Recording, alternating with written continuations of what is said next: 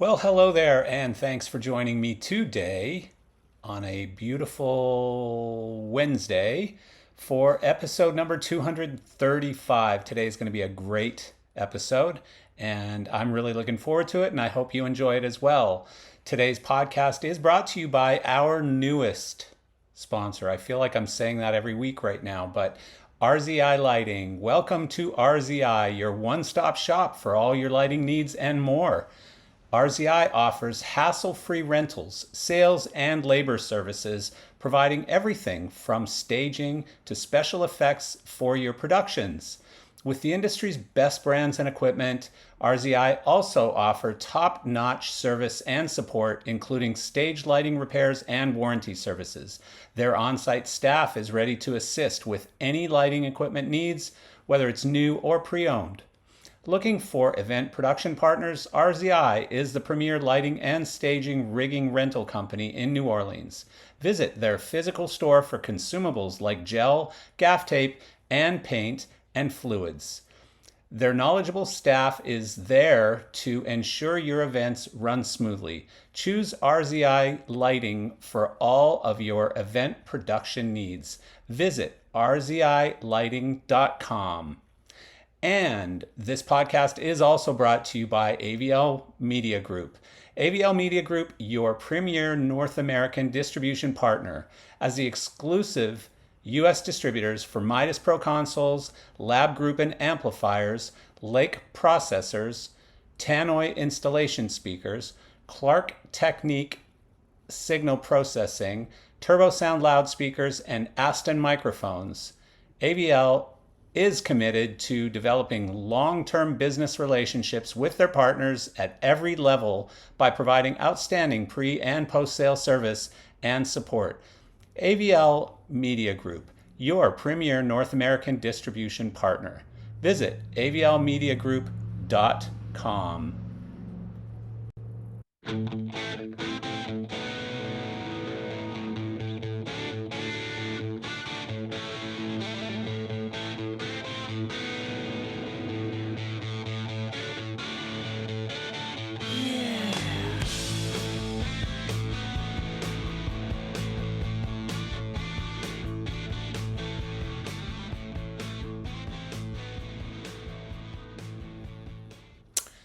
Hello again, and once again today is episode number 235. I'm pumped. Love the guy who's coming on today. Really a big fan of his, and I think many of you will know him as well. And I'll get on to that in just a second. I don't have much to talk about today. I've been talking to a lot of people since ProLight about just some of the new fixtures and new products that came out at that show. Martin with the Viper. Elation had some pretty exciting new stuff. Of course, the big announcement from ACT, another one of our sponsors who has purchased Ambersphere in the UK. That's big news, and I'm actually working on getting Ben on to talk about that a little bit. Ben from ACT, to just talk about what their plans are in the UK, what they're doing over there. So I don't really have much today. Our new newsletter, I don't know if anyone has received it. Hopefully you have. If you haven't, Sarah's working diligently to try and figure out how to get people signed up to it, or how to allow you to sign up for our newsletter. I don't know how to do it, but she's working on that. You can get with Sarah, producer at geezesofgear.com. And we'll be sure to get it to you. It really is announcing new guests who are coming up. It's announcing ones that just passed. It might include some new news on any of our sponsors or on what we're up to. But it's a newsletter. It's just sort of timely information. I don't know even what the frequency is. I think it's once a month if I am remembering that correctly, but there's a chance that I'm not. So the other thing is, again, our newest sponsor, who is RZI Lighting. I've known Ray Ziegler at RZI for a long time. I'm very appreciative having Ray on board as a sponsor. He's done an incredible job building a business there in probably not the easiest market in the country, New Orleans. It's a very unique and very special market, and one that Ray's name and RZI have become synonymous with that local market.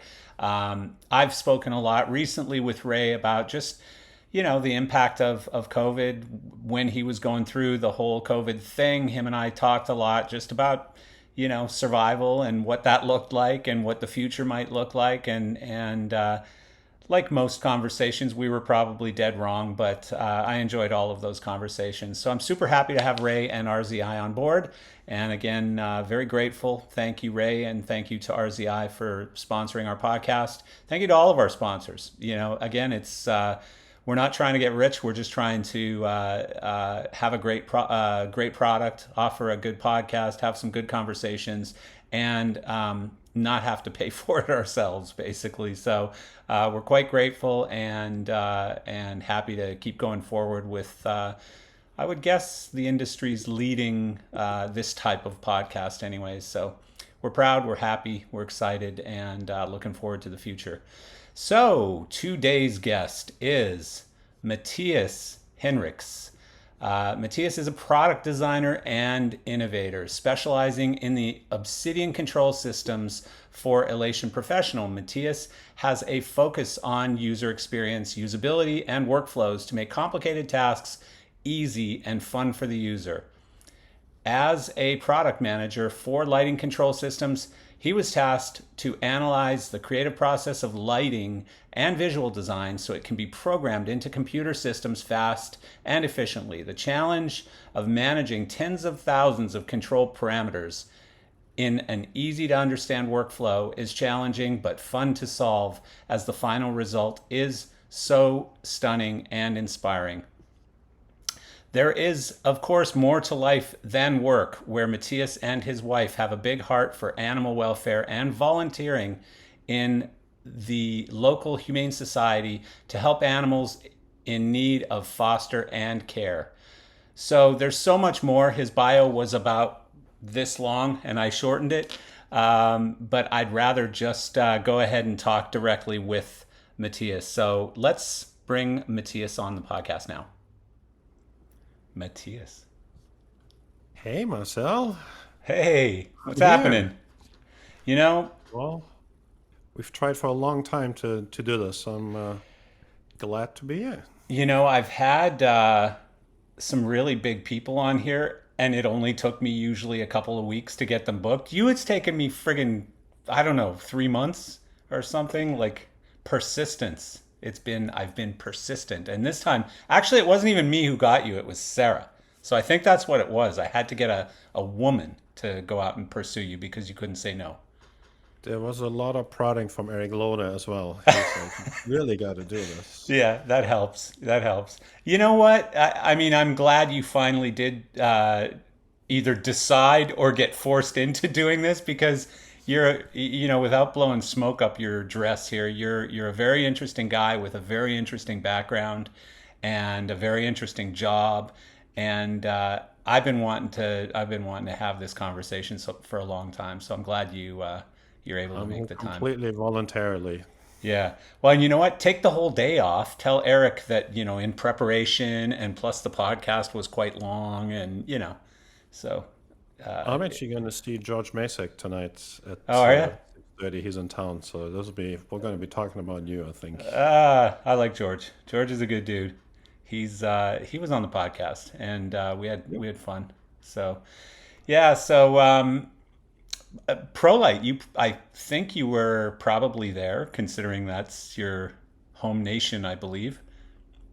Yeah, actually, been kind of traveling quite a bit the last few months. There's been a lot of trade shows back to back. Like the whole Yeah. trade show calendar is kind of really mangled up ever since COVID. Things are not quite where they used to be. So Yeah. there's many things on top of each other. Yeah. Well, plus It's just ISE like, becoming as big as it is now has become such an important show. So, you know, ProLight, I think, used to be sort of the start of the trade show season. And now it's, you know, you're deep into it by the time you get to ProLight. correct. Yeah. And it's changing a lot, with music mess part, which was like the music instruments and sheet music and all this. That part is Yeah. all gone. So now it's Yeah. really mostly pro light, and there's very little sound. Nobody Yeah. really mentioned the sound part. It gets tinier. Yeah. I mean, so what do you think? Like, do you think it's going to survive? Do you think it needs to survive? I know it's probably a difficult conversation to have, especially because you're German, but it's always been such an important show. And I just, it seems to me, just listening to people outside the, like, consumers who would go to that trade show, it seems to be less and less important. It has shifted because distribution models of many companies have shifted. Right. So it seems like ISE is really where most of the people that make purchasing decisions and distributors and like Yeah. that kind of crowd goes because there's a Yeah. lot of different brands that they can meet and interact with. And maybe Yeah. Frankfurt becomes more like a creative type of show, more like designers and creatives Really? rather than, purchases. So we'll see. Yeah. Is Yeah. that sort of what you felt this year? Yeah. Yeah. Yeah. That's kind of how it felt a little bit. So. What city in Maybe Germany the are you shows from? are coming back where people put up, Yeah. like an actual, it's less corporate maybe, and there's a lot Yeah. more, hey, just come out, hang out, have a chat, see what we do. Yeah. Well, the thing I heard was that the big companies, you guys, Robe, most of those booths were quite big and quite busy. And then some companies, well, even some of the big companies, your former employer, my former employer, they were quite small, like very, very small, considering the size of the product launch that they had at the show, the Viper being such a Yeah. huge product for them with such a successful history. And now they've got the LED Viper. You would think they were going to go big, but uh, sadly, I think Martin is still just sort of a pimple on Samsung's butt right now. It's like I don't even think if you ask the CEO what industry is Martin lighting in, he'd be like, I have no idea. Martin who? You know, so That could be correct. yeah. Well, I mean, you're talking about whatever it is, $1 trillion company or something. I don't know that a couple $100 million moving light brand is going to mean much to them. So who knows? It means a lot to Martin employees, I guess, and some of us who were a big part of their history. Yeah, it meant a lot to me. Still, I mean, Me as well. Yeah, you always bleeded a little yellow. of That's course. that's a company, just always stays with you. And I have a lot of friends still there. And it's Yeah, nice to see them at these shows. I mean, they've been on a good trajectory lately, so they seem to yeah, have got their footing. yeah. A couple And they've of done some really nice stuff. So, yeah, a I know couple how of much work it is. So, yeah, yeah. A couple of really nice launches. Like I'd actually love to get your opinion on this too, because I got Eric's opinion and his and mine were a little different. But the Mac One, which I thought was a brilliant move, when everybody's going bigger and brighter and more intense and more stadium esque and all of that stuff.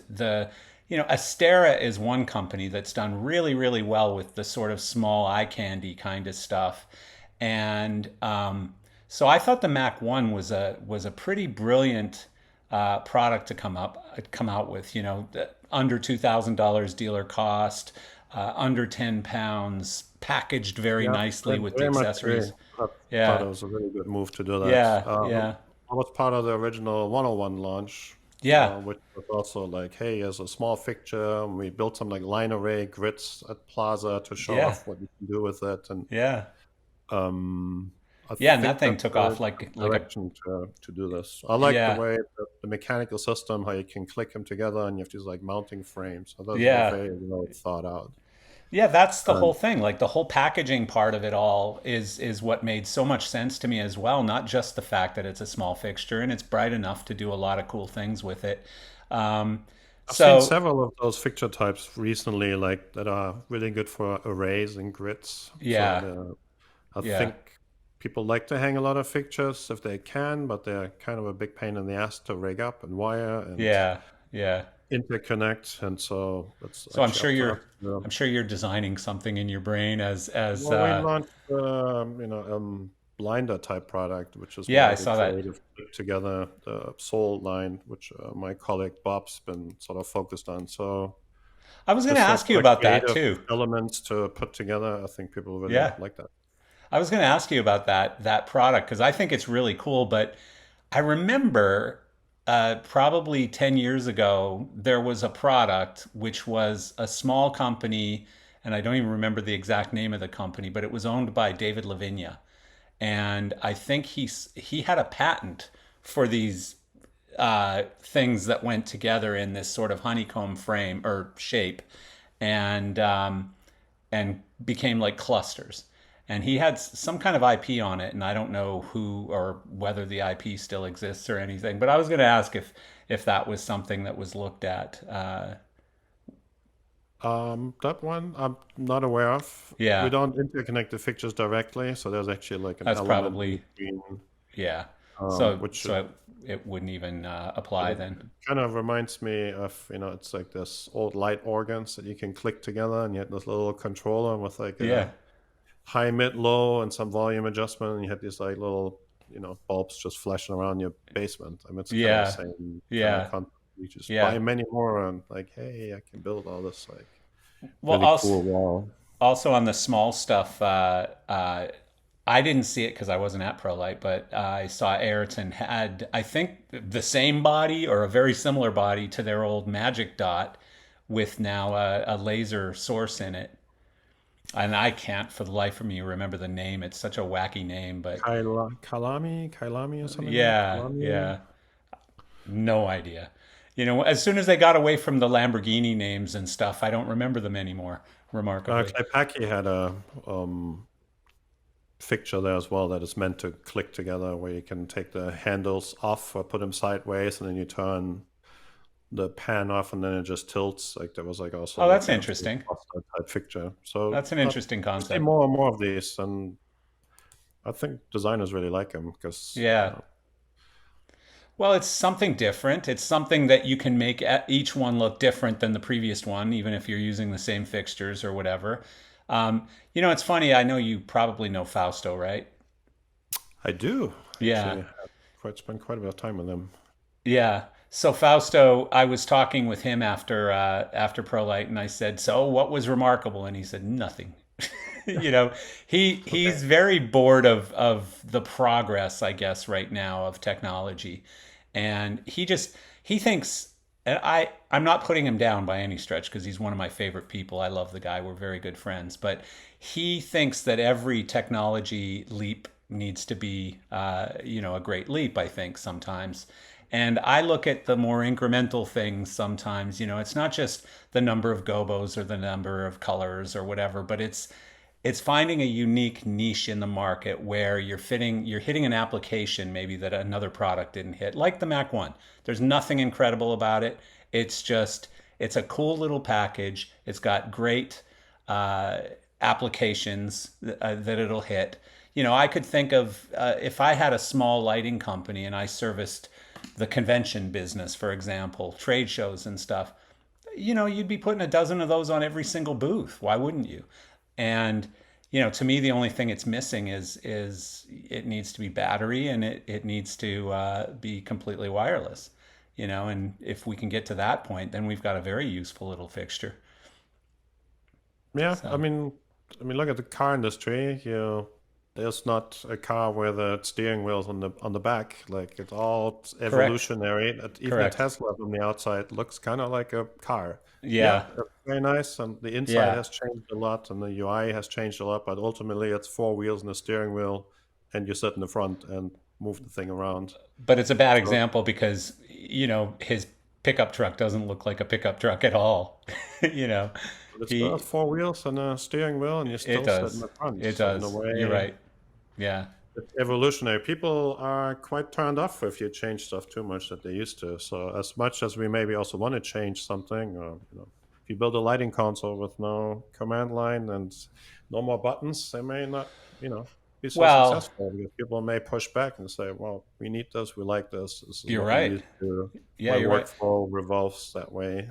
Well, lighting consoles, I think, are a very interesting example of that, or a very unique example of that potentially, because look what happened when the MA3 came out, and suddenly the syntax was different and the sort of muscle memory was different. People were so used to, because of the amount of command lines and things that you're entering, they're so used to hit this button twice, go over, hit this one once, and boom, everything happens. And now it's you hit this one once, then this one twice, and then this one up here.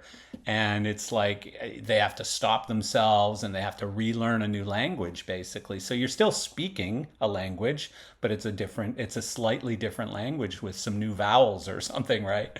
And Yeah, as soon as you interfere with people's workflows, you run yeah, into a big hurdle, and it's Adobe, or like After Effects, whatever it is, these kind of softwares, when they do any major changes, there's so much pushback in it from the sort of creatives because their livelihood depends on them.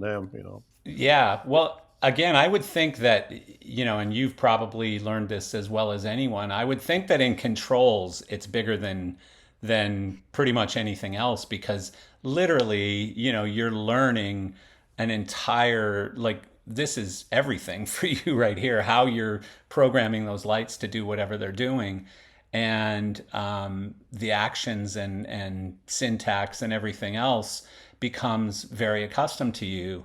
And when that all gets changed, it's quite problematic. Compulite tried this a few years ago, maybe about 10 years by now, with what they call a Vibe back then. And that was a desk that was just a really big screen and nothing else. And Yeah, everybody's like, oh, well, wait a minute. Like, where is this? And where is my, the basic was just a big screen, some faders and some encoders, and everything was kind of virtualized. And yeah, it's they're interesting. probably 20 years ahead of where this is going to go eventually. People's acceptance of, let's say, touchscreen interfaces and haptics is all changing.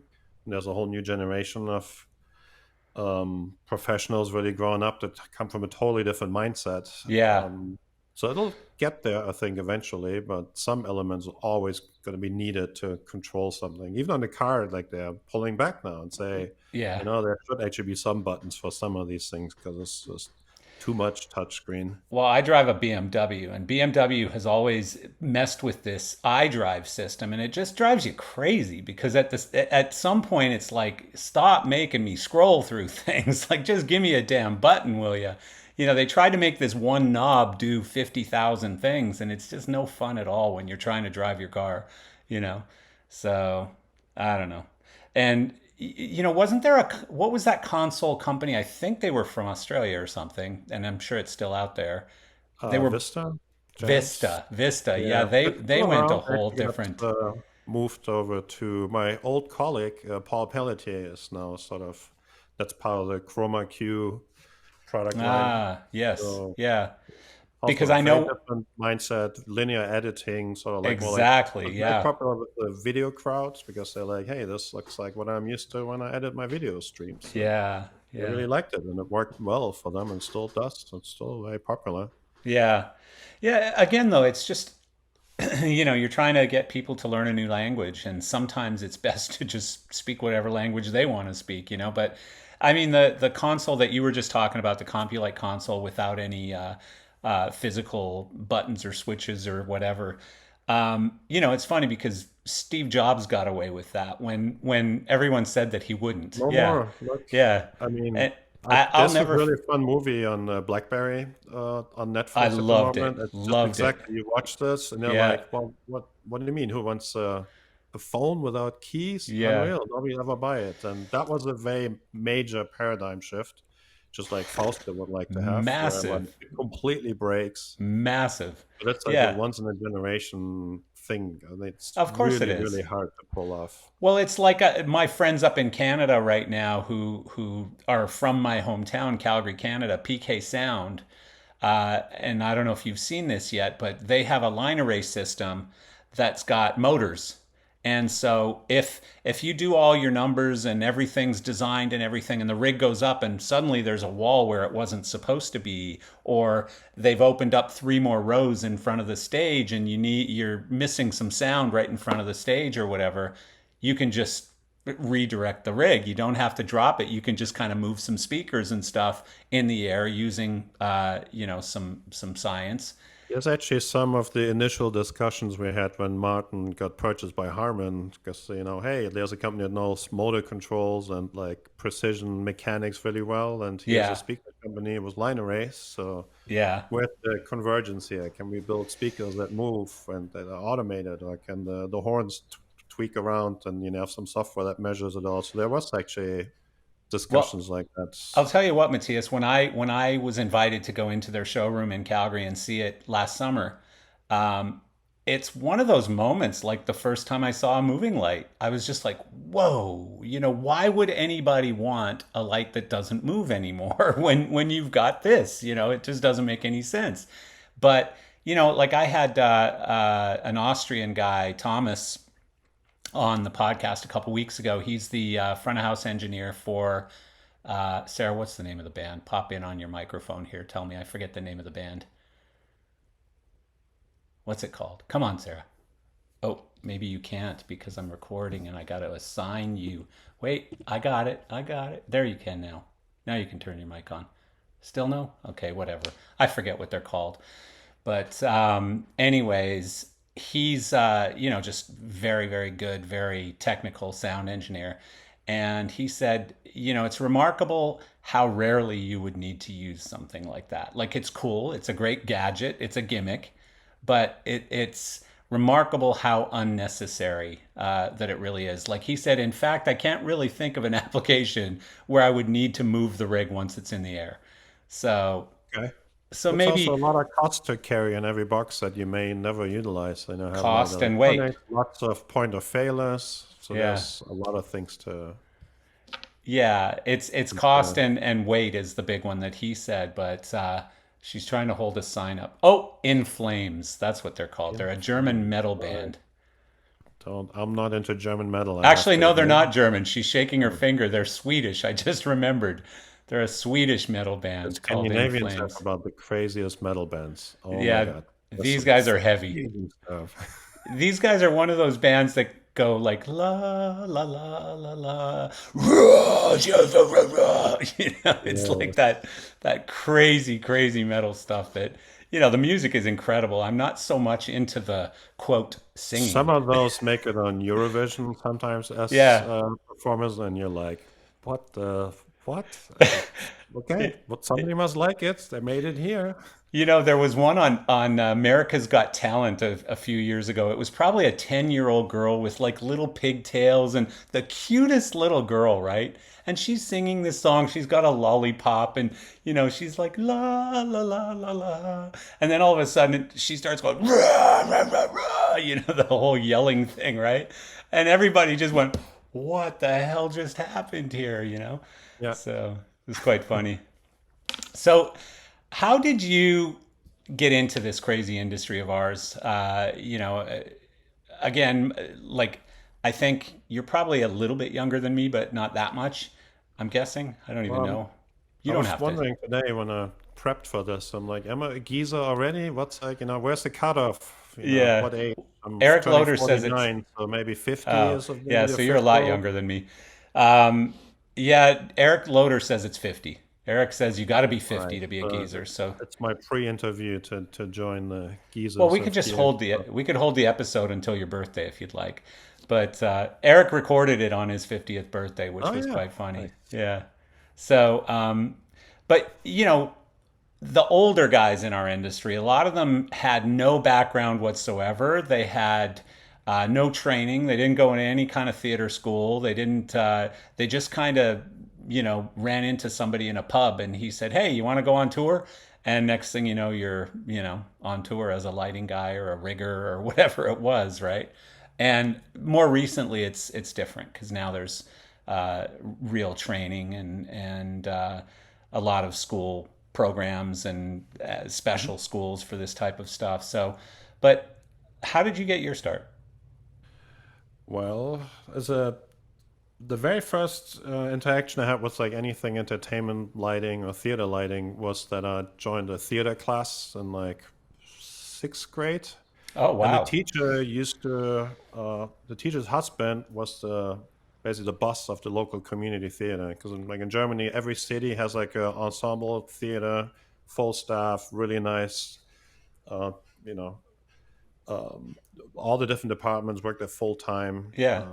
and they do a repertoire of like two, three different shows throughout the year, and it's all subsidized, and they really care about the arts.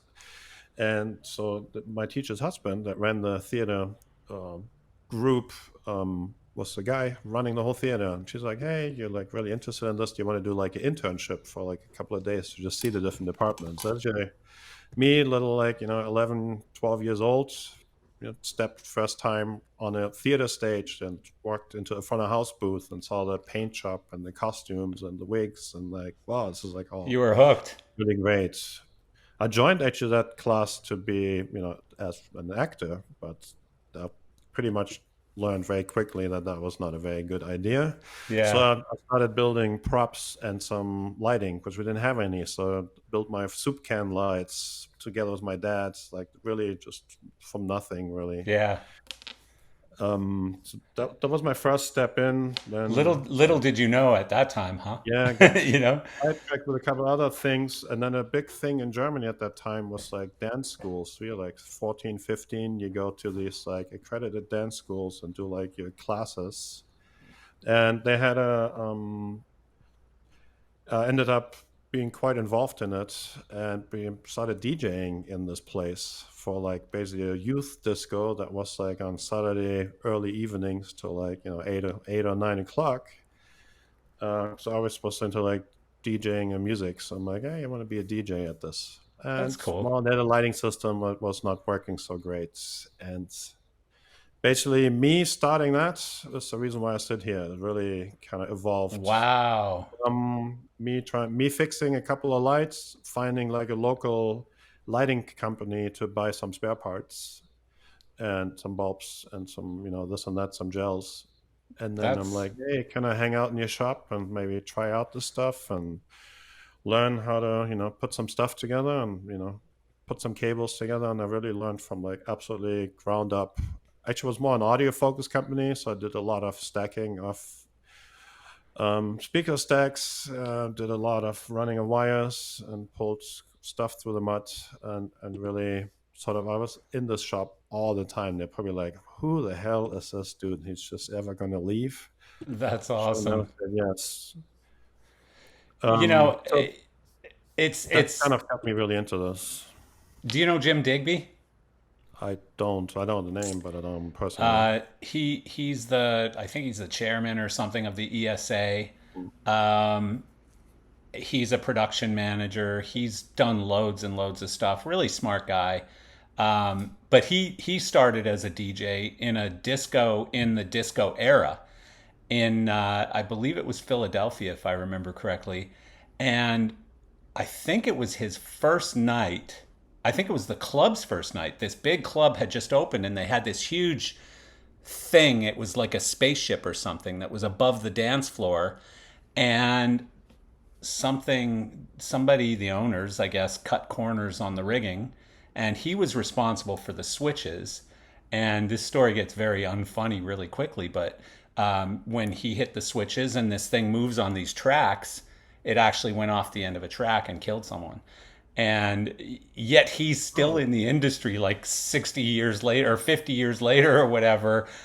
He's still in the industry, even though on his first gig somebody actually died, you know? So wow. your Well, set yours us path for the safety. Thing. exactly, Yeah. exactly. That's what he said. He said from very early on, I knew there had to be some standards, and I knew that, you couldn't just say, hey, we're going to save a few bucks and get rid of, a stopper that keeps this thing from going off the tracks or whatever. Um, Yeah. So can you this imagine that being company your was first gig, though? doing a lot of events in the area of northern Germany where I grew up. Tiny little city. It's on the North Sea coast called Wilhelmshaven. It's named after King Emperor Wilhelm II, who wanted to build a navy and play German emperor. So he's like, yeah, Ah, let's build a little naval town out here. Um, Wilhelmshaven. So it's funny Wilhelmshaven, yeah, you went from there to Frederickshafen. I did. It's actually not Yeah, that far. All the so that's so interesting. we they built a lot of local clubs. So I ended up working actually in a nightclub for 2 years as a light jockey, Yeah, with like a lot of 19-inch stuff, high end or light wave research, color pro controllers and data flash controllers, and I learned how to program them all yeah. step by step. There was like old scanner controllers with a company from Italy called Sagitta. Yeah, it's I still remember around in Sagittarius. the Yeah. old Cisco area, like Yeah. little 19-inch controllers with like, you had to step by step, a little Mm-hmm. joystick to program it. So it was really helpful to learn actually, like, had a light Yeah. commander from MA there. So that was like the first sort of analog desks that I used was like some of MA stuff. Yeah. Yeah, and then really like I programmed scanners without any like moving light controller, actually just on faders and trying to patch Oh them and God. mirror them. And Oh my I had God. like old Clay Packy, like 6 channel mini scans, HPEs, they're like, and Intella beams, like all the stuff that really didn't need much DMX, and it was like very much like like very basic things, and everybody thought it was awesome. If you had Yeah. more of those on the gig, you were the king. Like it Yeah. used to be, sticks of parse and some ACLs, Of and course. Yeah. you really had to worry about what gels to pick and how to cross them to get like the right colors that you wanted. So Yeah. a good time to learn. I mean, it was a bit past of other people that I've seen on your podcast of them, probably 10 years earlier than that, Yeah. or maybe even more. They really in the beginning of this were like, well, nothing was there. So I came Yeah. in when it was all maturing quite quickly, and Yeah. stuff was probably a lot safer already. I'm not sure about that, but maybe. Yeah. Yeah, I think So I I think really enjoyed safety in that. the I think safety in the earliest days came from the fact that, if I'm designing this rig and I'm hanging the rig and I'm going to be climbing on the rig while it's hung, it better be safe enough so it doesn't kill me. I've They weren't seen, like, I necessarily remember worried this about other one people.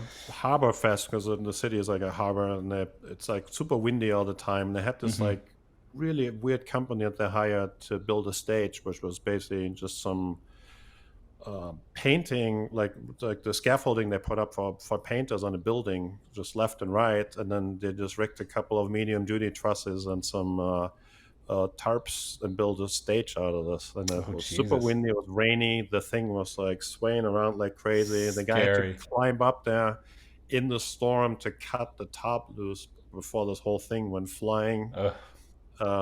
So I've seen. I mean, the guy could have really died. Like one big Yeah. bad No wind gust, kidding. he'd be dead. Yeah. So people We've all done definitely it though. I remember I remember a race we were at in Phoenix, and in Arizona they get these things called dust devils, I think they're called, or something like that.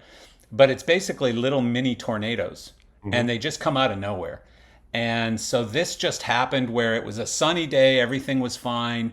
It was a go-kart race, and all the kids were lined up on the grid. My son was on the grid at that point, and all of a sudden this you could see it coming at us.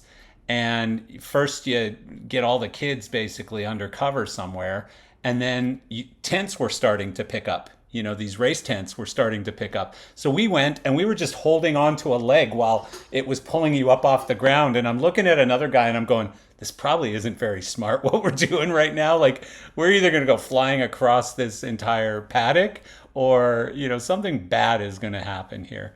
And fortunately it didn't, but Yeah, I think we've all been through some stories where you're like afterwards you're like that was a really really stupid yeah, idea, and not we're so actually really smart. lucky that we didn't get seriously Well, hurt. especially I'm trying to save a couple $1,000 tent, as opposed to my life. Like, not real sensible.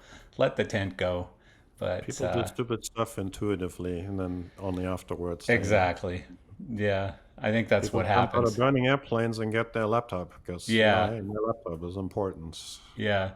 So you're working in clubs and you've by now probably decided this is going to be my career. I think I kind of like this Yeah, industry. it was that was really something that I was interested in at the towards like my was like you do 13 years in Germany in school. We tend to go to school for a long time. Yeah. I'm like, so what am I gonna do? And they actually just started a degree in Berlin. I was an engineering degree for event and theater technology. I was actually designed by the technical director of the German Opera in Oh. Berlin. It was mostly mechanical engineering, so trussing and stage automation and seats that unfold themselves, all this like crazy stuff that you see, especially in Europe in the theaters and multifunction halls. It's just like a ton of really interesting scenery and automation pieces there. So it was kind of more targeted around that, and then had a bit of audio, bit of lighting, bit of scenery, art, mixed sprinkled into it. But what at its heart, it was an engineering degree. I'm Huh. like, okay, like this is something I want to do. But in Germany, you have to go into you get drafted. When at least when I was young, I was still actively done, so I had to join the military for Yeah. a couple of years. Ended up actually serving in the German Navy for 2 years. So I took a total break from all the event stuff. Went really offline and did that. That was quite interesting. In So action? You saw action? sort of. Yeah. We sent a boat out, and we did like a weapons embargo during the war in Kosovo back then, which is Yeah. a crazy war with Yugoslavia. All broke Yeah. up into all these different Right. Yeah. regions. And it was quite violent, and I was part of a UN peacekeeping force. So we Okay. did like we putted around in the Mediterranean Sea. It was like 18 other ships, and basically enforced weapons embargo and made sure that people didn't do stupid stuff. Did you Uh, have a cool role, or were you just a grunt I that? was a radio operator actually, Oh, so I was like sitting interesting. there with my little headset on, and we did basically communicated between all the different ships and coordinated everything. Interesting. Quite interesting because you end up living with a lot of people you don't like, so it's basically was a good practice to living on a tour bus eventually. Yeah. You're with a bunch of guys, and it's smelly and awful, and Yeah. you don't really like each other, but you have to get along, and Yeah. you have to work on a more common goal. So actually, it was a good education for that. So how long were you out on the sea? It was 2 years. So it actually was 1 year was mandatory, and then volunteered for another year. The ship was based only a few miles away from my parents' house. That Wow. was a naval harbor, and so it was kind of if you did volunteered for longer, you had a choice of assignments. I'm like, okay, I'll do this. But it was 2 years straight? That was 2 years straight. Yeah. Well, no, Wow. like you go home in and out, and Yeah. obviously but yeah, you lived on a ship for 2 years. Wow. Yeah, it was That had cool. to be that had to make you go crazy sometimes. I really enjoyed it actually. Really? German Huh. Navy is probably not as tough as other ones. Yeah. Like we built a nice swimming pool on the front of the ship. We didn't, the German Navy doesn't have any money, so we had very little expensive weaponry, not like the US who likes to blow Yeah. up things. Yeah. So we couldn't really afford it. I would just think So the confinement though would drive like I get crazy on a cruise ship after 5 or 6 days. So, yeah, I can't like I did a tour when I was in at Pearl Harbor. You can tour a submarine, and yeah. that to me like I don't have claustrophobia, but I felt so claustrophobic. Like just thinking, could I live on this thing? Hell no, get me out of here. Yeah, Like I've been in a couple of German submarines, and that too. I'm 6'3", so that doesn't work. And I no, banged my head everywhere. The ship no that kidding. we're on was the largest one that the German Navy had at that time, and it was quite That's helpful. comfy. I Yeah, really, I thought it was a great time. Putter yeah. around, I went to really cool places around the world, and And you didn't get really got shot to at see a and lot of sunk, stuff. so that's good. Yeah. Yeah. That's I guess that's the tough part if you're in the Navy when somebody bombs you and you sink. That's probably a bad day in the Navy, I'm guessing. Luckily, it was fairly safe what we did back then. So Yeah.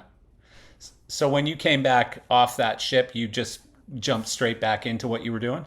yeah, I went back into this university degree. Um, they made you do a 6 months internship on for mechanical things, like you learn how to use a lathe and CNC machines, and you have to basically go for 6 months into like a really practice working with in a metal workshop really. Yeah. So I did it at a power plant in the city where I'm from. There's this big 700 megawatt coal fired power plant that's just dominating the skyline. I'm like, Yeah. oh, go there. And did like 6 months there and learned a lot of handy things. Yeah. Did a bit of electric, bit of hydraulic, so it's kind of actually lots of different things Yeah. to try out. And then I had to move to Berlin, so I left my little small city of 90,000 people, went to like a really big metropolitan area. Why did you um, have to move? because the university was in Berlin. Oh, I see. Yeah. So left my small city, and all my friends, and just sort Yeah. of packed up and left. So 5 hour drive, and then moved into a dorm, started studying there. And Yeah. pretty quickly, this was a time where Berlin was really changing a lot. Was in 1997. Yeah. So it was only like 9 years or 8 years after the wall came down. Yeah. So it was a major turmoil, like the Potsdamer Platz. If you ever been there, looked, it No. was just a no man's land. It was just like no man's land between East and West Germany, and it got built up in like 3 years from nothing to this like massive center hub of Berlin. It was really interesting. A lot That's of cool. companies moved there. A lot of embassies were building their places. Like the German government was building stuff everywhere. So there was tons of work Yeah. in fancy parties and TV events, and met a couple of rental companies there and quickly got very busy and not so focused on my degree. Yeah. Yeah. You know, So did you was quit school or did you finish? yeah, I actually didn't finish. I No. skipped out about a year before I was finished because I Okay. was just too busy. Yeah.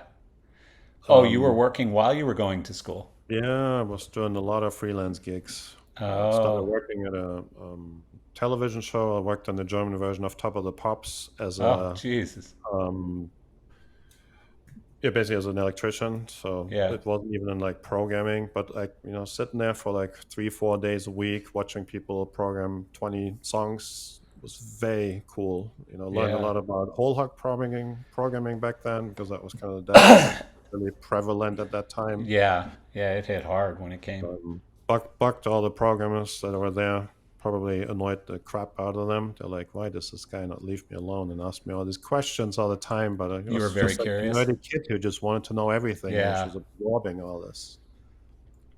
Yeah, and then started doing a lot of little programming gigs and design gigs on my own. Yeah. Got involved in Expo 2000 in Hanover back then. It was just like World Expo. Worked with a design company, and supervised a couple of installations, and then ended up working on the maintenance crew for the German pavilion, which was just like exhibit of the host country. Had tons of studio Massive, colors, cyber massive lights. stuff. Yeah. Had every night of 8 hours with the whole rig and nothing to do, and just had all the time in the world to like study programming and fix That's cool. lights and take them apart. So it was really good school, really, in a way, Yeah. to know all the ins and outs of everything. Did you get to know Um, Jean Lariviere at that time because he was no, the actually, guy I only met inside him at high end? high end later on in the US. Oh, okay. Yeah. Yeah. Yeah, because he So, was the studio color support guy for a number of years. yeah. I think when it came out was probably around 96, maybe 95, 96, and he was the high end support guy for that. Yeah, I Uh, remember I read all about this stuff all the time. It was this really? big Metallica tour where they were on for the first Yeah. time, I think. And Yeah, yeah, I remember that deal. That was with Obies. I That was right when John and I both started at High End. John Wiseman and I yeah, both started, and we did that deal with Obies for I think it was 200 or 300 studio colors at the time, which that was a big rig at that time. Like now, what show yeah. doesn't have 1,000 lights? It's crazy. So at the same time, while I was there, this maybe not many people remember this anymore, but there used to be this online forum called the Light Network. Yes, I do All remember our it nerds, because us because nerds were in there. I was always getting torn in half on the Light Network, so I remember it well. Yeah. So that was a good way to get to know people from like around different parts of the world. Yeah. And they had, there was support forums there for hawk programming and for like fixture questions. So I was quite active in it for a while. Yeah, I remember. And through that, what then really changed my trajectory a lot was that Flying Pig was designing the Hawk 3 at that point. And from what I gathered, maybe ran a bit into some money problems while they were doing it. In the Yeah. end, high end purchased Flying Pig, Yep. and that set off everything that I'm doing nowadays still. So the reason why I'm sitting here with you is that Yeah. that event totally Yeah. changed my life, even though it had nothing to do with me. Yeah. So what happened? Um, so what they did is Actually, also involves John Weissman a little bit there. So it's Yeah. kind of funny how this all goes full circle. Um, so Flying Pig gets sold to high ends, and then high end decided to put up like a hawk programming, lighting design, lighting direction school. And they're like, hey, we really want to do something with this new control system that's part of the family now. And they designed this thing called the Automated Lighting Academy. I don't know if you ever heard that term, but it was Yeah, I in was there. I 2001. I was there right before I left. I think I left a few years before they started that. Yeah, but I So they remember only it. did it once, unfortunately, but it Yeah, was driven by Niels Thoresen, who was yeah, back then still involved in this, um, by um, so it was something that they actually did in LA. They used a high-end shop that was at the brewery back then out there yeah, in Van Nuys. So that was John Weissman, Randy, Rena, like all these guys that are working there. The shop yeah, wasn't even that old when we started going there.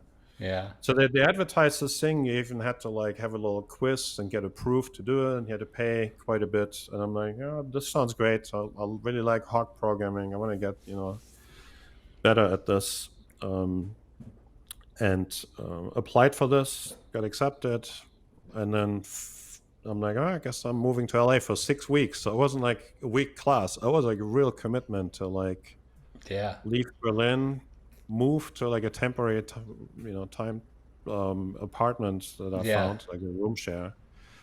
And it happened that the friend of my roommate is now my wife. Oh wow! So, You met so your wife through the I met person my wife whose house you because were staying in. high-end purchased Flying Pig. This is That's really the crazy. reason, yeah, that Crazy that how happened. little things come together and a whole life happens Yes. around those little things.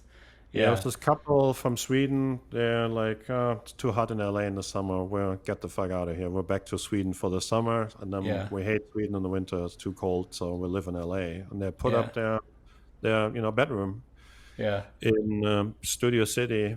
No, it's in Sherman Oaks. They're like, oh, it was the early days of the internet still too. It was kind of not so easy to find stuff, and yeah, there was this yeah, like LA rent thing. I don't know what it was called back then. I'm like, okay, found this place, and then this my roommate's friend came in from Minneapolis for a couple of days. Didn't even know that some German dude was staying there, yeah. and we kind of hit it off. She's an American. Yeah, yeah, Yeah. she's from Minnesota. Oh, so that's why you Um, live in Minnesota? Because I was I live always in wondering Minnesota now. what the hell Yep. What is he happened doing there? in? Yeah, back Yeah, to the what the hell family. is Matthias doing in So Minnesota? we met.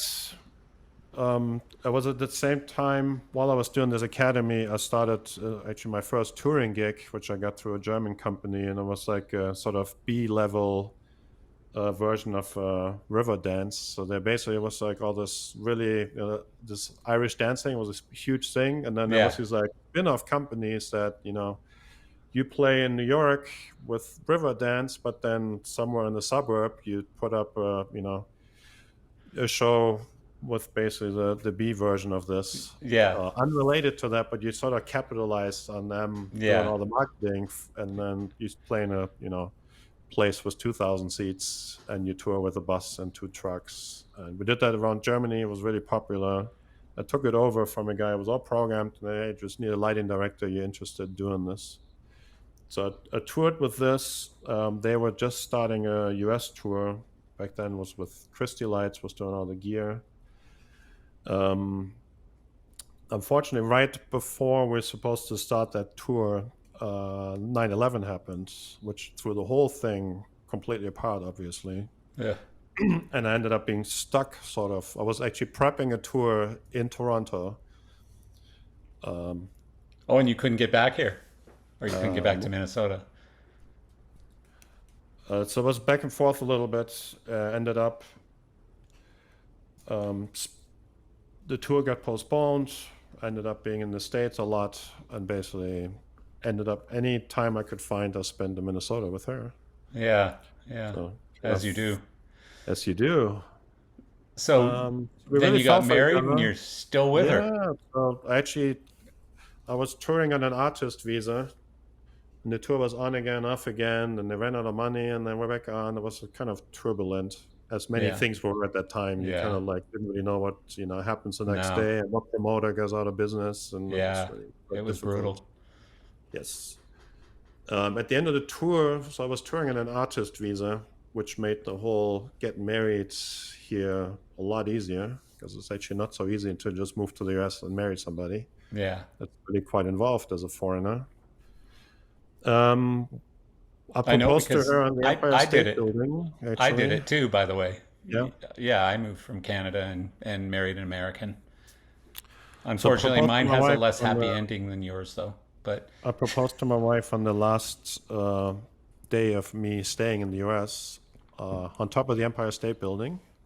jeez, Always very a bit special, maybe a bit corny, but I yeah. thought it was really cool. Well, no, but if she says no, you throw her off. It's easy. Luckily, luckily I didn't have to do that. Yeah, perfect. I never thought Yeah. about it that way. I wasn't prepared for This no. is this is my sinister brain. I just go Yeah, straight man, there. I go straight there. you Yeah. did. That's a nice story. So when was that? When did you get married? 2002. So Wow, 20 years already. 22 yeah, years. 2 Yeah. years. It Yeah. happens quickly, So doesn't got it? married.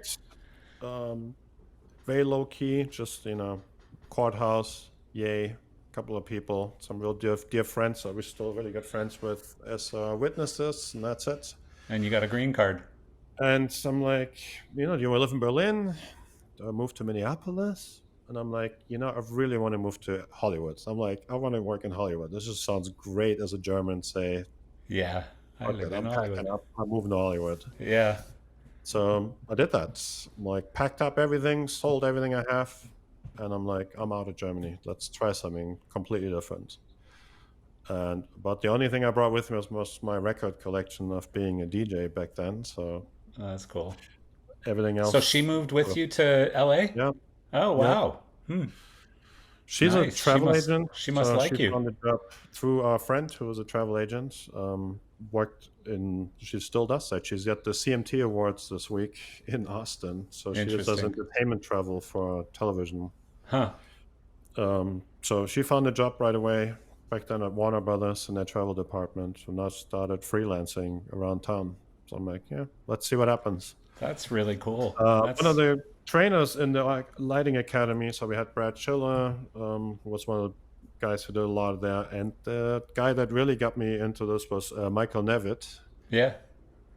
I don't know if you had him on your I haven't yet. No. That's a podcast. He good would be good a really idea fun though. We guy to should get talk Michael to. Nevitt on.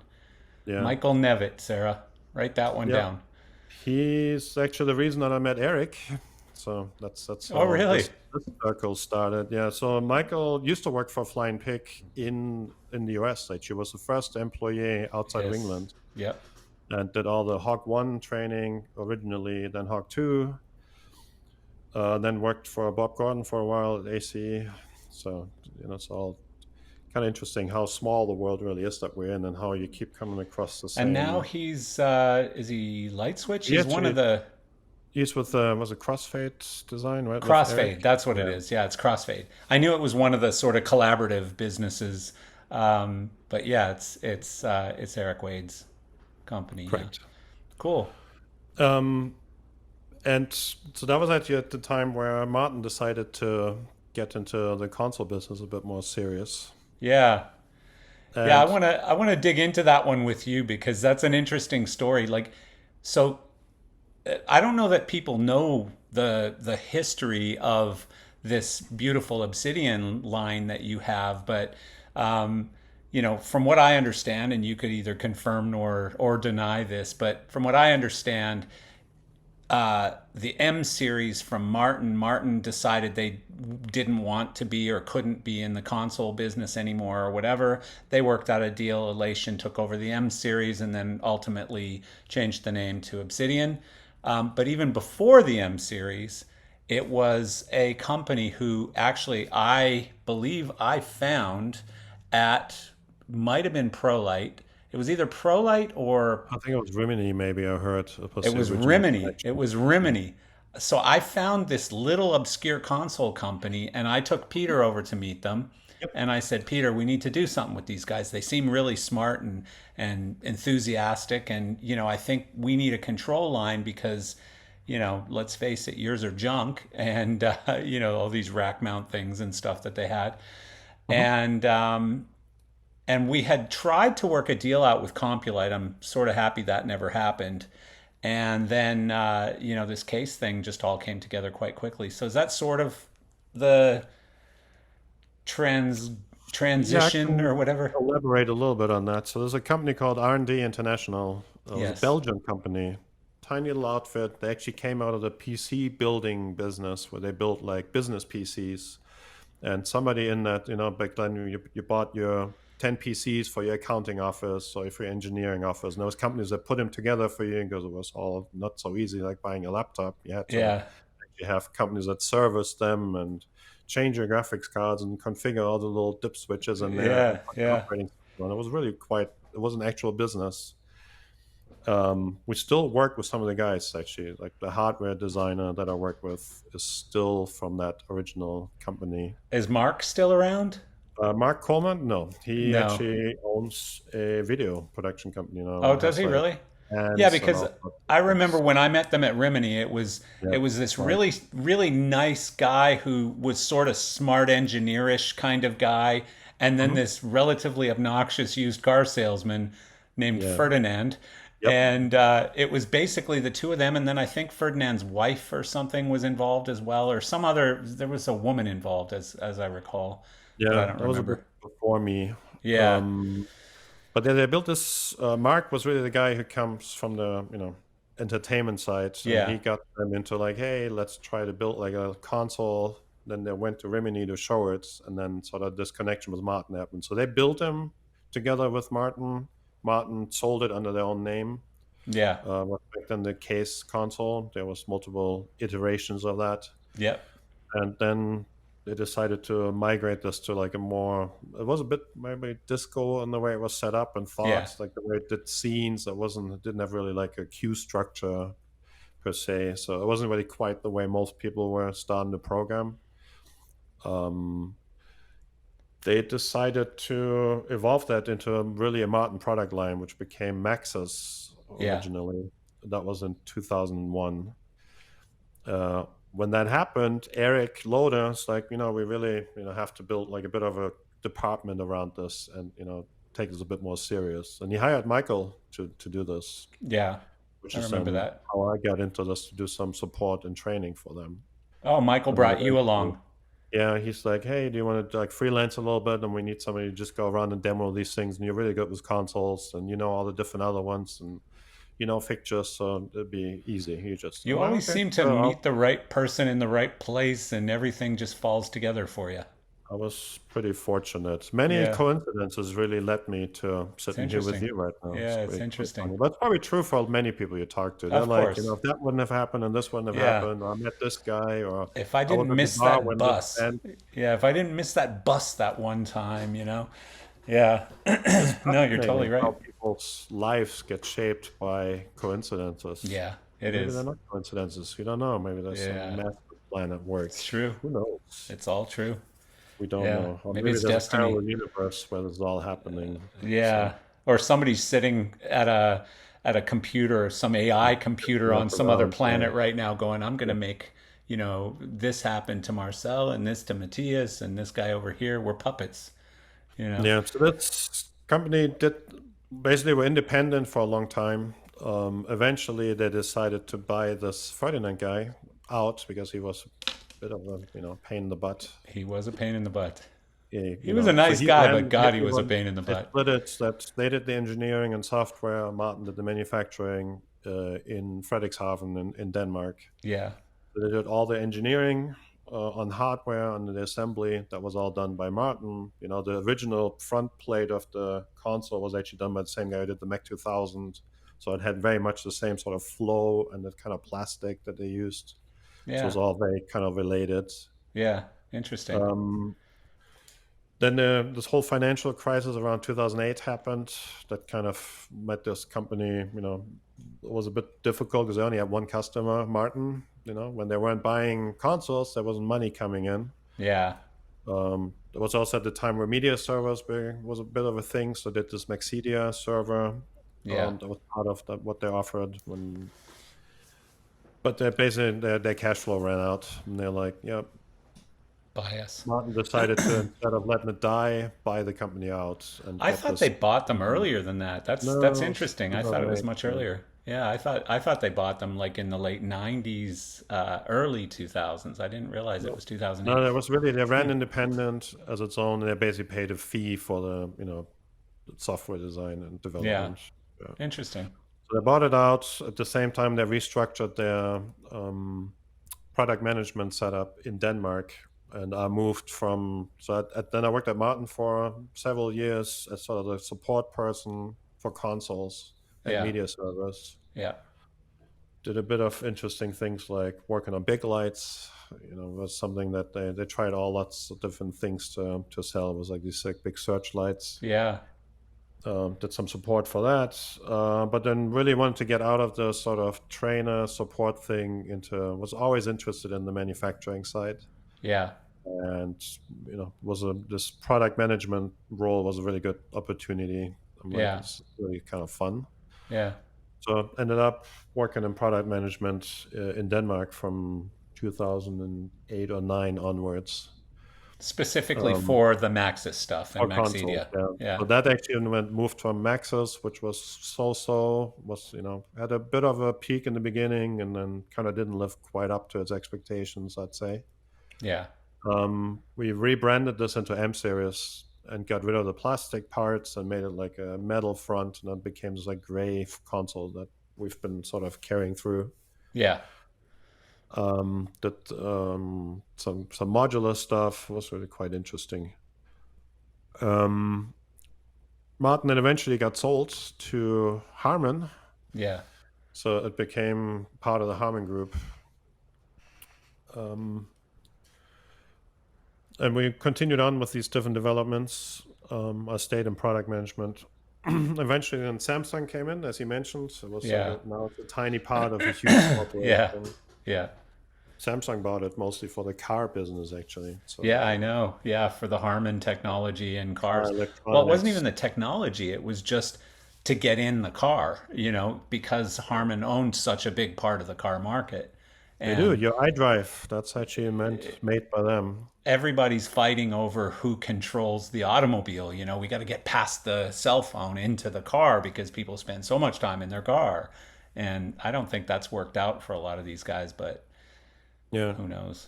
I don't know. So we're part of that group for a while, which is difficult to getting much done in a big corporation. There's too many. There's a lot of design by committee, and it's just really you get disconnected more and more and more from the people that actually make decisions. Yeah, that's tough. Um, That's and hard. this has happened to many companies in our business. Like high Yeah. end on the Barco, or Yeah.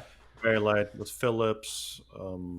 Claypaky and Osram, Like back with Osram. So which anytime is you're in like still it's very really tough. different. Samsung being this big and Martin being this little tiny bug down here, Yeah. such a vast difference. I So think Osram, now they kind of seem to be kind of being able to do what they want, and they just sort of putter along with that. yeah. When I was there, it was really quite difficult to get much done decision wise. The other scary thing is like that you're such a small part of their business that they could just any day decide to shut it down and just say, "Yeah, we don't want this lighting thing. It's a Which pain they in our did. ass." Yeah, Yeah. like we're done with this. So there was this huge layoff that Harman had in 2017, Yeah, I remember. which happened the day I was on vacation with my parents on Oh Lake God. Superior. So I was literally driving along the lake, enjoying the day, and getting a phone call, and you're like, "There's a conference call for you, and you have to be in it in 1 hour." I'm Yeah. like, "Whoa!" And we didn't know. Like it was super secret. Yeah. But they laid off like 700 people, closed 30 Jesus. different field offices. Wow. So they basically the this R&D group that we worked with, they were still in Yeah. the same office that Yeah. they were in when you met them originally. Yeah. Crazy. Somebody showed up, and some lawyer from Holland showed up, gave them all the envelopes, and said, "You're done in 4 weeks. Start packing up." Wow. So Unreal. there was no continuation of anything. It wasn't. You couldn't even figure out like how to handle Wow. any warranties or like and nobody knew. Like it just sort of happened. Yeah, I know. For a while there, they were a tough company to do business with too, because it was just like, well, what does that look like? Like, where do I get service? How do I get this? How do I get that? Like, and they were just trying to push their sales teams together. So speaker salespeople were now selling lights, and it Yep. was just so messy how they handled it. And they just didn't care. It was such a small part of their business. So ended up losing my job that day, which was Wow. tough after 14 years because kind of felt it was kind of a job that you really identify with because you're Yeah. like so in it. It's not like a 9 to 5 gig, and you're like, Yeah. yeah, if I don't work at this bank, I work at a different one tomorrow. Doesn't matter so much. Yeah. I put a lot of effort into that, and it's been really my career there. And it was tough, quite difficult for a while to. I understand it very well because when I left Martin because it's a long story and I won't tell you exactly what it was because, but I just was in fear of some bad things happening because of the way that the company was being run at that time. And there was some funny business going on, let's It was call it, definitely funny from business. Denmark. And Afterwards, we knew. I was afraid that I was actually going to go to jail for some kind of crazy maneuvering that was going on over in Denmark. And so I left and went to high end, and I was only at high end for a short time, but I felt like a traitor like almost the whole time I was at high end. As much respect as I had for that company, because they were always the number one and we were always a distant number two or three. And oh, I just want to be as good as high end. So I had just tons of admiration and respect, and I loved all the people who worked there, but I always felt out of place. I always felt like I was wearing the wrong team's clothing. And so yeah, I get it. I Well, understand what especially you're high saying. end Martin, that fight with the Max Yeah. 600 Studio Color, Yep. there was a Max 600 NT, like new technology or something. They had to like Yeah. redesign the Max 600 to not Yeah. violate some Studio Color patents. So there was a Yeah. lot of animosity It's between those crazy. two companies. Trolls, God rest his soul. It's crazy the stuff that they were doing because I was already out of there by then, but I knew of the dealings that they were because my office, the new Trackerman, was right down the road from the Martin building, and we were importing Comar at the time, but I knew what was going on with Martin, and they weren't allowed to sell any lights, but there were hundreds of lights going out of that building every day or every week or whatever. Lots and lots of lights were shipping still. And how they got away with that, I have no idea. But they did. They somehow got away with it. They got past the injunctions and stuff and were Yeah. able to continue doing business. But yeah, it was an interesting time. That was a tough time for, I think, the industry because I don't know. Patents are good, and obviously you have, I'm sure, some very serious thoughts about that. But at the same time, when patents get in the way of the industry moving forward or technology advancing or whatever, I think it can become problematic. And I think you know companies have to be maybe a little more willing to do licensing agreements and stuff that makes sense. I don't know. The business matured quite a bit, so there's a lot of cross licensing going on Yeah, nowadays between yeah, companies. So yeah. It's true. Yeah, it's true. it's everybody has grown up a bit, and it isn't quite so like very light. There was a lot of issues with them with patents back then. Yeah, PRG sued Martin back then for yeah. lots of things. So, Yeah, yeah, yeah, yeah. It's interesting. So so you were now I out of lost work. my job there and went back to Eric, who in the meantime left Martin, was very successful, was building up Elation Yeah, really from the ground up. Um, back then Roby built for them as an OEM actually, and true. Yeah, I for even me as learned well that. at Comar. Yeah, Comar, we had a bunch of Roby fixtures as well. yeah, quite interesting how that company, like where they started from. They built for It's like unreal. Steinecke in Futurelight, like in Yes. Germany. Like it's Yeah. like now look where they are. It's amazing. Well, and it's funny. I remember having a conversation with Joseph in at Rimini, and he was in a tiny little corner in a tiny little booth, and I was with Fausto, and we were Comar, Mm. and Fausto was pissed off because Joseph was there and had lights on his booth. And Fausto's like, how can you have the same lights on your little tiny shitty booth here that I have right across the hall in a big booth, and we're buying thousands of these things from you? How can you do this to us? And so a little bit later, I went over and I was talking with Joseph, and I said, Joseph, like, you're not going to survive as an OEM sort of white label builder, because it's all based on price. And as soon as pricing moves down, whether it's in, Latvia or China or whatever it is, as the price moves down, people are not going to buy from you. You should have your own brand. And he says, yes, we've been thinking about that a lot. It's And, your fault. There you go. well, no, it's definitely not my fault. He was doing it. This was the start of it, this little booth, because I said, are you doing your own brand? Like, if I were you, that's what I would be doing. And he goes, yes, that's the direction we're going. So yeah, that was sort of the beginning of the end of his OEM business, or white label business. Yeah. But so yeah, Eric basically said, hey, we're expanding, we're growing. Elation was really on a really big trajectory.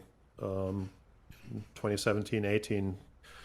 I'm like, this is actually really interesting. So met with Toby, who's president, and Eric. I'm like, had a really good rapport with both of them, and decided to actually move on from the sort of console thing, because it wasn't part of that discussion actually, Yeah, and start doing the product management for them on the fixture side.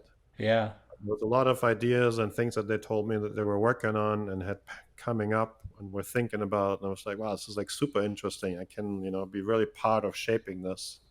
That's interesting though, because you had no experience designing light fixtures, did you, at I that was time? involved at Martin in a lot of things like DMX control. I took over some stuff when a different product manager left with the first China factory they had, and I helped Okay, them yeah. build some of the architectural fixtures and finish the design on that. So actually, in the end, my work at Martin was maybe 60% consoles and 40% fixture related. So Oh, maybe okay. so that Okay. transition kind of made sense Yeah. for me. So the console thing wasn't even part of it. That was kind of dead. That was like, but at the same time, in that year, High-End bought, now ETC bought High-End, and while Elation back then was distributing Hawks and did quite well with that, they lost that console line. They're like, whoa, like now we just put Nothing. all this work into starting to sell desks, and that was actually quite good business. And then that got pulled away from them. And I'm like, well, hey. So there's this console line that we had, and Eric knew it obviously because we were part of the original launch of that. And Yeah. I'm like, maybe there's a chance. All these guys are on garden leave, so if you fire all these guys in Belgium, they're not going somewhere else the next day. They Yeah. get a big chunk of money, depending how long they worked, and then they just basically, what they tend to their garden, which is why it's called garden leave in Europe. Oh, So okay. I they get were it. all still, on the payroll, but couldn't work anymore, and you have to pay them for a certain amount of time. So there was an opportunity to basically take this entire team and sort of buy the IP out of Harman, which took several months, and it was actually something nobody's ever done with them before. So it was really difficult, and big company with lots of lawyers. But in the end, they kind of realized that the liability and servicing, and basically also the way that appeared to their distributors and customers, basically leaving them in the uh, with worthless desks really wasn't Yeah. a great. And they're like, much better to just, sell it off and make it Yeah. somebody else's problem. Yeah. So that felt nice. I could, help get all these guys their job back. So it was actually a But couple of months of really intense negotiations, making sure that these guys don't move on. So we were yeah, able to keep about 80% of the staff. And then Elation's office in Europe was only 40 miles away from the that's Belgium helpful. development office. So the Yeah. coincidence, there were so many. Yeah. Um, and we're like, hey, do you maybe want to restart this on the, people that maybe care more? Because Martin, in the end, the management there didn't really, or Harman's No. management didn't really care for it. That's why they cut it loose. Um, so I ended up bringing that console line with me. But that wasn't the original idea. It was really for me being focused on the fixture side. But Yeah.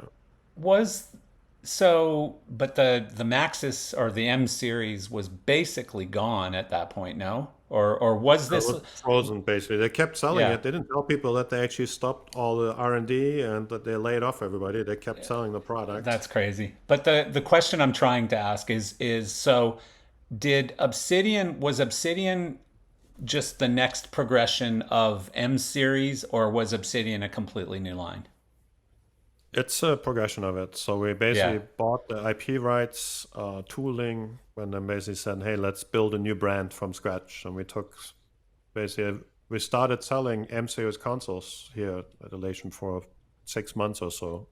And Hmm. that basically part of the deal was that we could use the name for a while, but then you had to rebrand it. So Yeah. Eric worked with a marketing agency and came up with this whole complete new identity and rebuild it from scratch. So Yeah. that's how the Obsidian Control Systems was launched Yeah. in Interesting. June, I think June 2018. So it took about 6 months to really chew through all the legal things and get everybody rehired and build a new office and move manufacturing over. So it's quite So where manufacturing moved from where to where? from Martin in Oh, Denmark, and yeah. then now to an OEM that we work with. Oh, okay. Interesting. Yeah. And, from everything I hear, and I don't know anything about consoles necessarily except how much they cost and who buys the most of them or whatever, because that's my world. But Yeah. everyone I know who use them love them. And, I always told Eric that I thought it was such a great market to be sort of underneath where the real shit fight was going to happen, like the MA and AVO and ETC and Flying Pig or whatever. Like to be just one jump down from all of those guys, and where there isn't a real clear leader. Some people buy the small AVO stuff, some people buy Camsys, some people buy, whatever. But it just seems like that's a market that's very ripe to be dominated, and you guys seem to be doing pretty well. We are. We're really quite happy when Yeah. the guys have finally, have more control of what they do, and it's not such an uphill fight with a management that really doesn't believe in it, but is sort of kind of, dragging it along. So Yeah. now it's actually nice. We're really committed. We hired actually recently Coy, who was a Yeah. sales director From from AVO. Avo Yeah. Lights. He would also be a great one to talk to, by the way. Yeah. Except I wouldn't be able to talk. I like to talk every once in a while too, and he wouldn't let me. Yeah, he's a great I'm guy. just I'm joking. really enjoy working with him so Yeah. much. Koi's But such a it's nice guy. interesting, all these like console companies, but high-end ETC, all this being like one thing now, and then Camsys and Chauvet, then Roby just bought Avolites. Isn't So it crazy? all these like lighting companies have these bolt-on acquisitions now to put control systems into the portfolio. So Well, I think it starts when, like maybe it was ACT and MA lighting being together that started to cause the problem. I don't know, but like I think it starts when you start like when you have a competitor who can offer a whole package and you can't, and you need to use one of those competitors' products, it becomes very uncomfortable, obviously. So it's nice when you can spec an entire package into a school or a church or a whatever, and the console company isn't going, hey, but buy our moving lights, not these Elation ones. Buy our Ayrton moving lights or whatever. yeah, Yeah, we see it's it like ETC does this really well, where it's basically a full of turnkey course, yeah, package. yeah, of course, Even the rigging part and the power distribution, and yeah, you pretty much don't have to leave the ecosystem, and nobody yeah. starts to like, hey, but I also can sell you something here for maybe a bit better price. And you have I think it's good not control of as that. big a deal now that dimming is sort of out of the picture because Yeah, dimming systems, were very complex and there was a lot to it and they were all these custom systems that ETC was building out or whatever. Now that that's gone, it's really down to a fixture and a light, and you can use anybody's lights and or I should say a console and a light, and you can use anybody's lights or console, and of course still rigging and power systems and everything else, but or I power think the distribution. console background is really primed me well for the job I do now. And there's so many other guys that I know that come from the console side and they're now product managers or product developers for fixtures.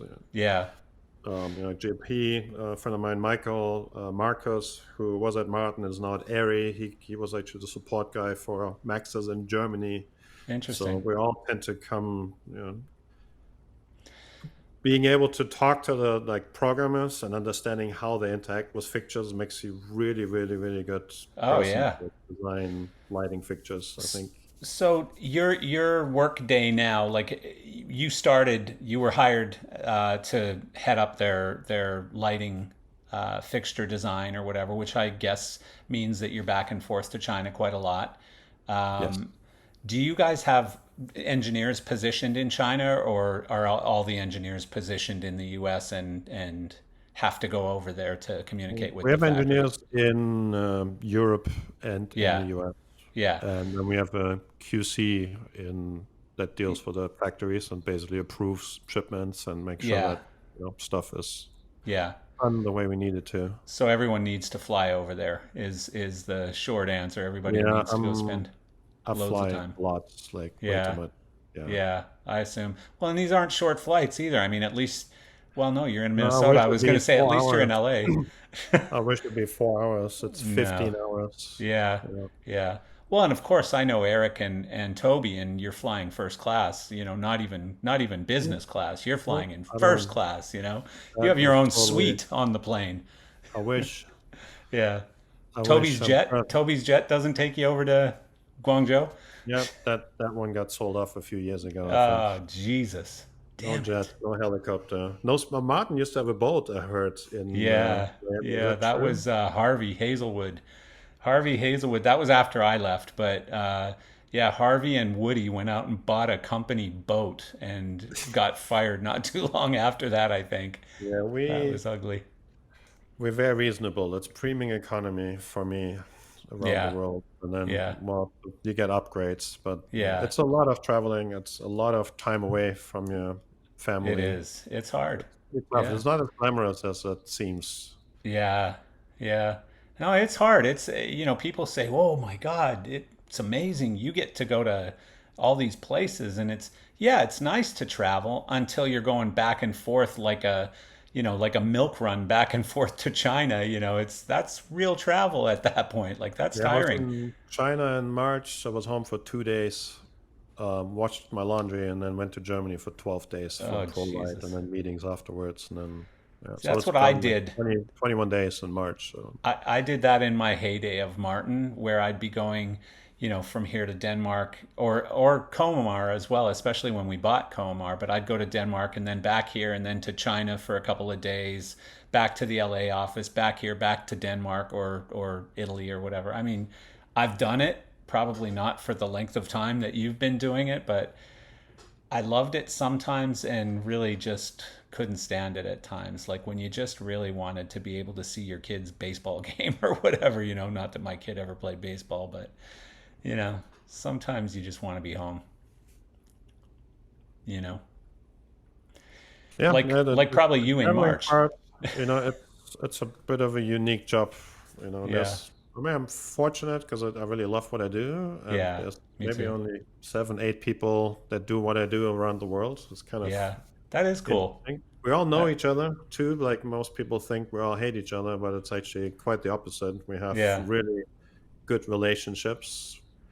There's a lot of work behind the scenes that people actually don't know, and like protocols and fixture libraries. So I just had a very long meeting with a competing company about copyright things and software getting hacked and how we help each other to prevent it and basically learn from each other. And like we know, like, hey, we've seen this, somebody trying to hack a software, and then we tell other people what they're trying, so everybody can be better. So there's a lot of Yeah. behind the scenes that people don't see, and they all think Yeah.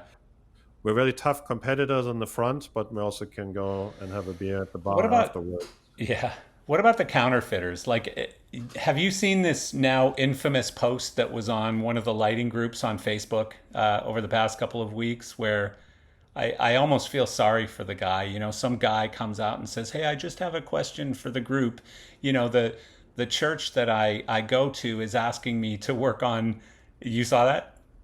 They have constantly those posts, and then people get just like decimated by like, oh my Oh, God, this how can this guy you? was torn What in kind of half. church are you? In that case, it was kind of interesting because it was Yeah, like the because morality of a working. church basically buying stolen, Yeah, IP. but the people that bought it don't even know. I don't think so. They're like, oh, Oh this no, seems they like a good knew it was product. clear. They knew it was contentional.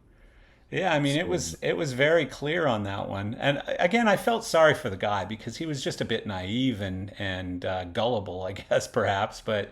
yeah. Uh, but is that a real problem for you? Like, are you seeing Elation branded counterfeits? No, we haven't really seen that too much. I mean, No. we see ideas taken over. It's actually the counterfeiting is maybe not as prevalent, where it's like, hey, it's exactly a Mac 2K that looks like a Mac 2000 with a Yeah. fine art sticker on it. That doesn't happen as much anymore. Yeah. It's like the Mario 2000 or Mario 3000. Remember this? It Yeah. was like total knockoffs. Yeah. Uh, that kind of moved on. Even like the Avolite copies are not really Avolites anymore. They actually starting to have their own software and their own designs. Ah. So the market over there that was very much into copying everything also matured, I think, quite a bit. And they are Yeah. really designing a lot of their own things These now. And they MA take consoles. inspiration Yeah. from, but then you could say BYD maybe takes a lot of inspiration from Tesla and It's then sort true. of does their own thing. No, And there's it's always more, yeah, there's always going to be some of that, but when you're blatantly calling something an MA2 or a Grand yeah, MA2 and it's basically the same thing, it just is a little cheaper, but it's the same basic thing. It does the same basic functions and from what I understand, it's even closer than that. Like it's pretty much identical, but you can tell, you know. So yeah, I mean that's it that seems to have kind of gotten stuff. a little less. Like it's not quite as like there's a trade show that we go to, which is like for all the purchasers and buyers, and it used to be a whole booth of MA2 clones and another booth of complete Avolite clones, and they were Wow. identical. Could not Wow. tell them apart, and you really had to like start looking at very small details to see the difference. That's brutal. There's less of that now. There's a lot Yeah. more own designs and less of this blatant cloning. Well, even on the fixture side, like Sharpies were the big one for a long time where, just these companies, and again, they didn't even try to call it a Barpy or a Farpy or anything. They just called it a Sharpie. Buy our Sharpies. They're only $300 or whatever. And yeah, I'm not seeing it quite as much right now, but like now you're getting more, just goofy branded stuff that's being sold on Amazon that looks a lot like other things, but at least it's not called the same thing anymore. Um, Yeah. yeah, so I really wanted to ask you one really big topic, which is AI.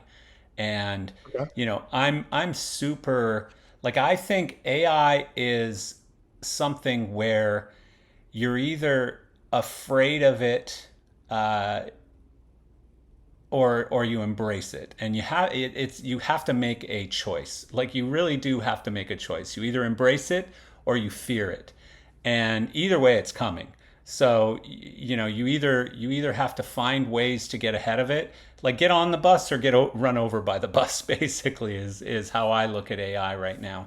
So I've really been doing a lot of research on my own end and using it daily for different things. And, in some ways, it's become my best employee recently, believe it or not. Like, just I will sit and have long conversations with ChatGPT and end up with a very solid legal agreement or a marketing plan or whatever it is. And you still have to read through it and you still have to tweak it a little bit here and there, but pretty close. And so I love talking to different people who I think are really smart and getting their ideas and thoughts on it, especially as it relates to our industry. And example, a couple weeks ago I had Richard Cadena on. I'm sure you know Richard. Mhm.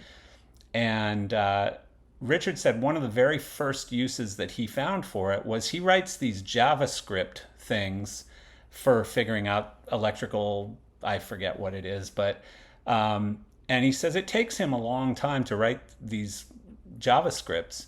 And he said that's the first thing he did. And he can do what took him weeks before, or at least many, many hours, he can do now in 15, 20 minutes. Um, but there's two sides to that. One of us, for me in my workflow, I've been starting to look into whether Copilot and ChatGPT, Yeah. especially automating like the daily barrage of emails and basically triaging of things and starting to automate some of that stuff. So that's one thing where I've actually just yesterday I read through a lot of the new Outlook that Microsoft has been promoting. There's a lot of AI type things in there where it just creates events automatically and calendar things, and it reminds you like, hey, you didn't reply to this email that you read 2 days ago, and then you didn't do anything with it. So Oh, that's cool. that kind of stuff is really helpful Yeah. because we all get Well, it's more and life more and hack more kind of emails. stuff. Yeah. But then I had also discussions with, especially on the like console side, where this is like Maestro thing that's been popping up over and Yeah. over. It's like better sound to light kind of thing, and people are like, Yeah. oh, that's You don't need terrible, a and it's taking designer. jobs away, and Yeah. we'll never be as good as a guy. I'm like, my opinion is that these are tools, and used right, they're huge advantage, I think, for us because there's so many mundane tasks that you do every time you build a rig and program and patch and build presets and colors. There's so many repetitive tasks that you could actually automate away Yeah. and help the creative sides to actually spend.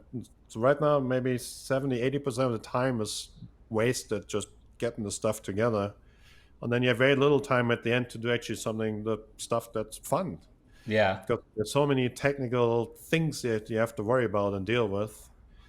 Um, and there's so many tasks that you do over and over and over again. And you saw it a bit on MA. There's a ton of these like macros that people wrote to even Right. deal with this massive amount of fixtures and cloning into festivals. And Yeah. I think there's a really big opportunity for AI to take away a lot of that and free people up to be actually really be lighting designers again and not command line entry Right. Exactly. personnel. So, who Yeah. wants to like type hundreds and hundreds of lines of basic code almost into a desk over and over to do something? Yeah. Um, the amount of fixtures, pixels, whatever it is nowadays you have is just so overwhelming that I think these assistants through AI type automation and bots will be a major part. And I think in, I don't know, 10, 15 years, you're going to look back and say, well, that was like super dated the way people work. That's crazy. And they had Oh, a to, hundred you did percent. all that? Are you like Yeah. serious? But I think it's going to go further than that. Like I think what you and I like to talk about is these things. It's a tool. It's just going to help the lighting designer. But I think it, like in all other parts of business, uh, I think it's going to go further than that. And I think that what used to take a designer 3 or 4 days, or let's call it a week to program, you'll be able to program in a day because there's going to be a lot more uh, AI involved. But I think it's even going to go as far as maybe even breaching designer IP or whatever you want to call it, where you'll be able to say, um, act like Mark Brickman and Yeah. But design a show for a Pink Floyd tribute band based on Mark Brickman's Division Bell tour in 1995 or whatever it was, right? But there's a And huge opportunity. Designers could also, sell their way of working. And hey, you buy this plugin, and you may be a crappy bar band in Sydney, but hey, look, your lighting show looks awesome because you just have to buy the stuff and hang it, and the computer will give you a perfect right. show, and it will Well, look again, amazing. that's the concept of embracing it versus fearing it, right? And No, I mean, there's so many terrible lighting things that you see all the time. You go to like smaller venues and clubs, and they don't have the money to really do it right. So they buy a lot of gear that's kind of crappily programmed. The guys putting it in don't have time to do it right. yeah, yeah, If you just put your laptop out with a camera and it does it all for you, you could actually, I think stuff will look a lot better in the future than what we've Well, seen. no, you're right, because here's what happens. Even if you hire a professional designer for that club and he goes in and programs it on an Obsidian console, for example, as soon as he leaves, you're paying less and less and less and less money for the guy that's operating that desk on a nightly basis. And eventually you You end up can with a invite him. bartender running your lights, right? You've got Yeah, a well, bartender who turns them on at the beginning of the night and turns them off at the end of the night. And maybe they move a couple times throughout the night or whatever. So you'd be better off with an automated system. there's actually not even enough people around. Look how many Correct. cruise ships are getting built. There's so many venues that all have Correct. bands and No, you're things going on. completely There's a right. jazz club and a comedy club, and they all need professionals running it. There's not Yeah. enough people around to really do it. So if Yeah. there are tools that to automate that, so you have some jazz band that tours the casino circuit or the cruise ship circuit, and you show up with your USB stick or cloud upload, and you say, hey, we're here, and it all, you get a show that you love. It looks great, no matter where you go. There's so many opportunities, I think, in it. So I Yeah. don't fear it. I think I really embrace it. Yeah. It'll happen regardless if people fear it or not. They're gonna get steamrolled or they'll be part of it, and you can kind of choose on what side you're gonna be on. Well, and I think that there's a part of our industry, content creators, video content or even just still image content creators, I think are going to be in a bit of trouble.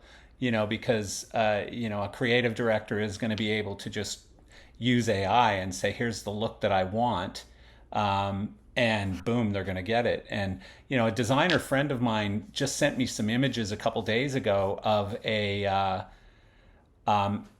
images, just content, graphic stuff that was on a an LED wall for a tour, and it was created with AI on site during production rehearsals, full motion graphics, all being controlled from front of house.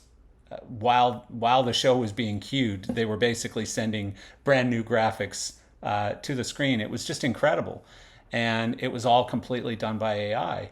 So Um, yeah, I mean, you see all these like pixel control systems out there. There's some attempts on like generative, things now, but they're all still computer things generating stuff. But the sort of real generative AI that you have your, pixel mapping is like in real time. Every time you play a song, it looks kind of different, but has the same vibe throughout the tour. There's some amazing stuff that's impossible to do right now. So yeah, I think actually everything will look better in the future. yeah, yeah. I mean, to me, like again, it's I don't want my kids on social media. My kids aren't going to use social media. You want to bet? I mean, they're going to use it, whether you like it or not. They're going to use it, and they're going to spend a lot of time on it. And it's like I always tried to curb my son's use of cell phones when he was younger, and limit how much time he could spend every day. They figure out how to shut those things off that limit their phone usage and limit app usage and all that stuff. The kids are way smarter than we are. And and then somebody puts out an app that undoes that last app that you put on there, so they're going to get away with it. So you just have to teach them good things and create a good solid foundation in the kid and hope that they make good choices. But aside from that, you can't put the genie back in the bottle. AI is You here. see with the music business, when Yeah. all this MP3 downloading started, Yeah. and everybody's like, "Oh my God, it's gonna." I don't know if did it really, ruin it. Did it, I don't know. Nowadays seems to be more bands than ever touring around. The shows are getting bigger and bigger. Yeah. The amount of money made in the live It's just different. entertainment is you know staggering. the whole economy shifted. The music and band economy shifted. It shifted from making money on the recorded music to the recorded music creates the fans, which then create the money on the live events. And it's just shifted. It's evolved into a different model, and I'm not saying one's better than the other, but we're also not going back. Well, I was going to say we're not going back to vinyl, but we kind of are in a lot of ways. Like I'm buying a turntable this year I when I get don't. to my house up Yep. in Canada. Yeah, I decided that months ago. When I get to Canada next time, I'm getting a turntable, and I'm going to go rebuy all the same albums that I gave away about 25 years ago or 30 years Done ago. some of that actually. I've I'm gonna been go like buy going them for back into 20 records. bucks. So I'm like, Yeah, but yeah, stuff I have on CD, I'm like, I kind of want to own this on vinyl. yeah, And actually, now I enjoy just putting one, because one thing is when you do the Spotify or even a CD player, because you can just skip forwards on songs all the time. yeah. With vinyl, you put it in, you kind of like enjoy it the way it was put together Of by the course, artist. yeah, yeah. Much better. Well, and it's a much more, it's just a different, more kinetic thing, like the whole putting an album on a turntable, dropping the needle in the groove. It's just a Yeah. whole thing. And I'll probably get sick of it real quick and go straight back to my Sonos. But, I think it's going to be really fun to just go, oh, I remember this record. I'm going to put this on and listen to I the whole recently damn thing. purchased an old jukebox actually. Like I found an old Oh, used that's Seaberg cool. that I got for like $150 from somebody out in the garage. And maybe Wow. that's my restoring project. Wow, that's So so like I cool. own a couple of pinballs and I have old ones because I like Yeah. the mechanical things and just like I enjoy working on them. It's like Oh, that's really cool. I don't have to In go your to a spare shrink. time. Yes, in my little spare time I have, I You fix don't have up any some kids, pinball. obviously, do you? I have no kids, Yeah, no. that's obvious because you'd have zero spare time because whenever you finally do get home, they'd suck up all of your time. And, it's like I used to love boating on the weekends. That went away when my son started driving race cars or go karts at the time because that's where all my weekends went to him. So, but back to this AI thing. So give me some Yeah. ideas, and I'm not asking for any, secret information or anything. But what are the types of things that we could expect to see in consoles, not just yours, in MA consoles, AVO Yeah, consoles, we had actually in the at Martin, we future? had a whole project where we looked at how can we automate this like huge task of focusing a show every day. So you hang Yeah, it and it's like two meters off and a little angled and the roof didn't fit and yeah, your bus is cut short. Well, now you got to spend 3 hours of like little left, little up. It seems trivial, like how yeah, much effort it is to make a show with like 400 movers yeah, look good again.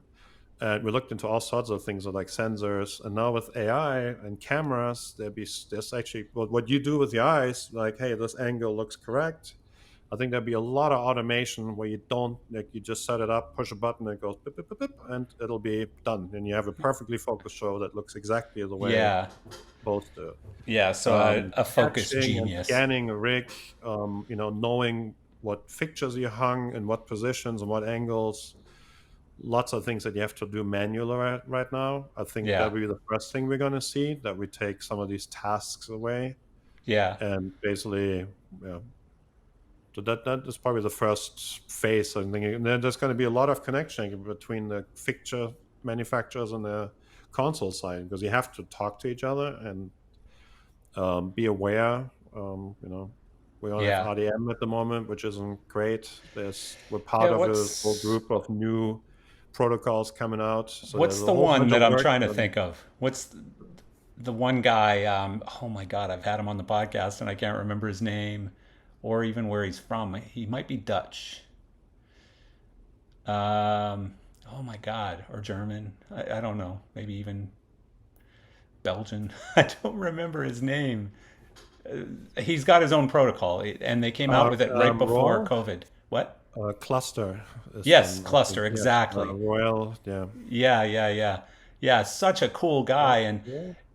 he was on, I think he was on my podcast during COVID, and I felt so bad for him because, you're just trying to launch this protocol at the worst possible time ever, you know? And so I don't even know, is he still at it? Yeah. Um, Because that they're both. seemed I pretty think it's Tom ingenious. in Frankfurt, and they actually had quite a nice booth showing off progress on this. So Yeah. yeah, they launched it by about the worst time with this COVID thing. So Yeah. Brutal. Just brutal. And, yeah, we talked a lot during COVID, just so ideas that to for raise more sure money. that you know the interconnection between the fixtures and the console, there'll be a lot more intelligence in it, and AI will have a pretty big role, I think, in that. Yeah. Yeah. The other thing is basically a lot of programming stuff is just mundane. You're like, okay, Yeah. I want to have this corner in this color, and I want to do something here. And it's all very mathematical right now. You take a chunk of lights and do something, and you do another chunk of lights and do something, and you divide it by three and do some other things. and it's all very, also very still just a command line typing in things. And I Yeah. think people will be able to just interact with their systems much more dynamically, and in a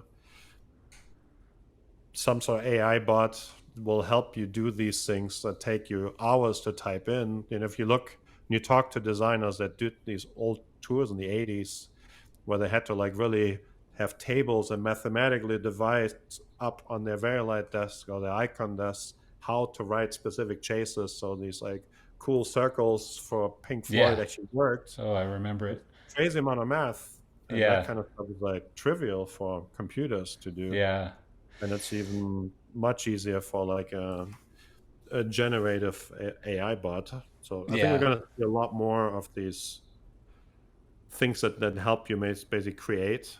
And you know You're if you you're have poor judgment on what you pick, it's still going to look terrible. yeah, So yeah. you're still involved in that process, but there's just a lot of the boring stuff that this will take away. I think that Yeah, will so probably you're be really the. focused on the more tedious stuff. I still wonder if it's going to go further than that. Like I wonder at what point, do consoles program themselves? Like, at what point do consoles not need buttons and faders on them? At what point does a designer just say, "Hey, the Proteus Maxis on the upstage truss red, on the singer, whatever, like, or It remember that certainly thing I happens. did back on Coldplay in 2014. I want to do that on this one right here. I want to make that look here. Boom. There it is, right? It'll So, happen. yeah, yeah.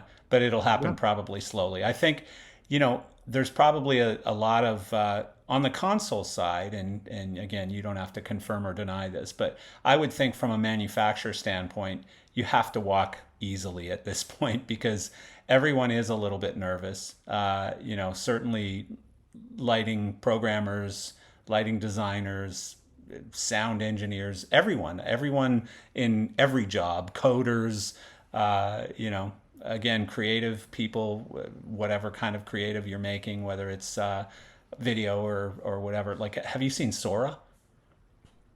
No. So Google Sora balloon head. They Okay. made this video about this guy. It's like a movie trailer, sort of, but it's about this guy who has a balloon head, and it's completely 100% AI, and it's wild. I mean, it is weird as hell, but it's wild. And I just saw a music video from Sora as well, completely AI generated music video.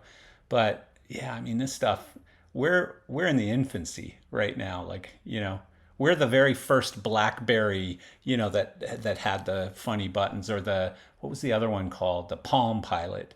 We're in Palm Pilot stages right now, but we're going to be, I iPhone would predict 15. that this surge of AI over the next sort of generation of people will drastically change what kind of fixtures we even design and what's Yeah, needed to enhance it. We see it on the movie side on the XR screens where you need actually kind of different lighting fixtures almost to work with yeah, them. The screens become part of the lighting that used to be you did this yeah, like procurement process for a car. Now you just yeah. put a big screen, put a car in there, and it looks all super realistic. And You green should, screens are kind of going away. It's like it's yeah. all everything is changing.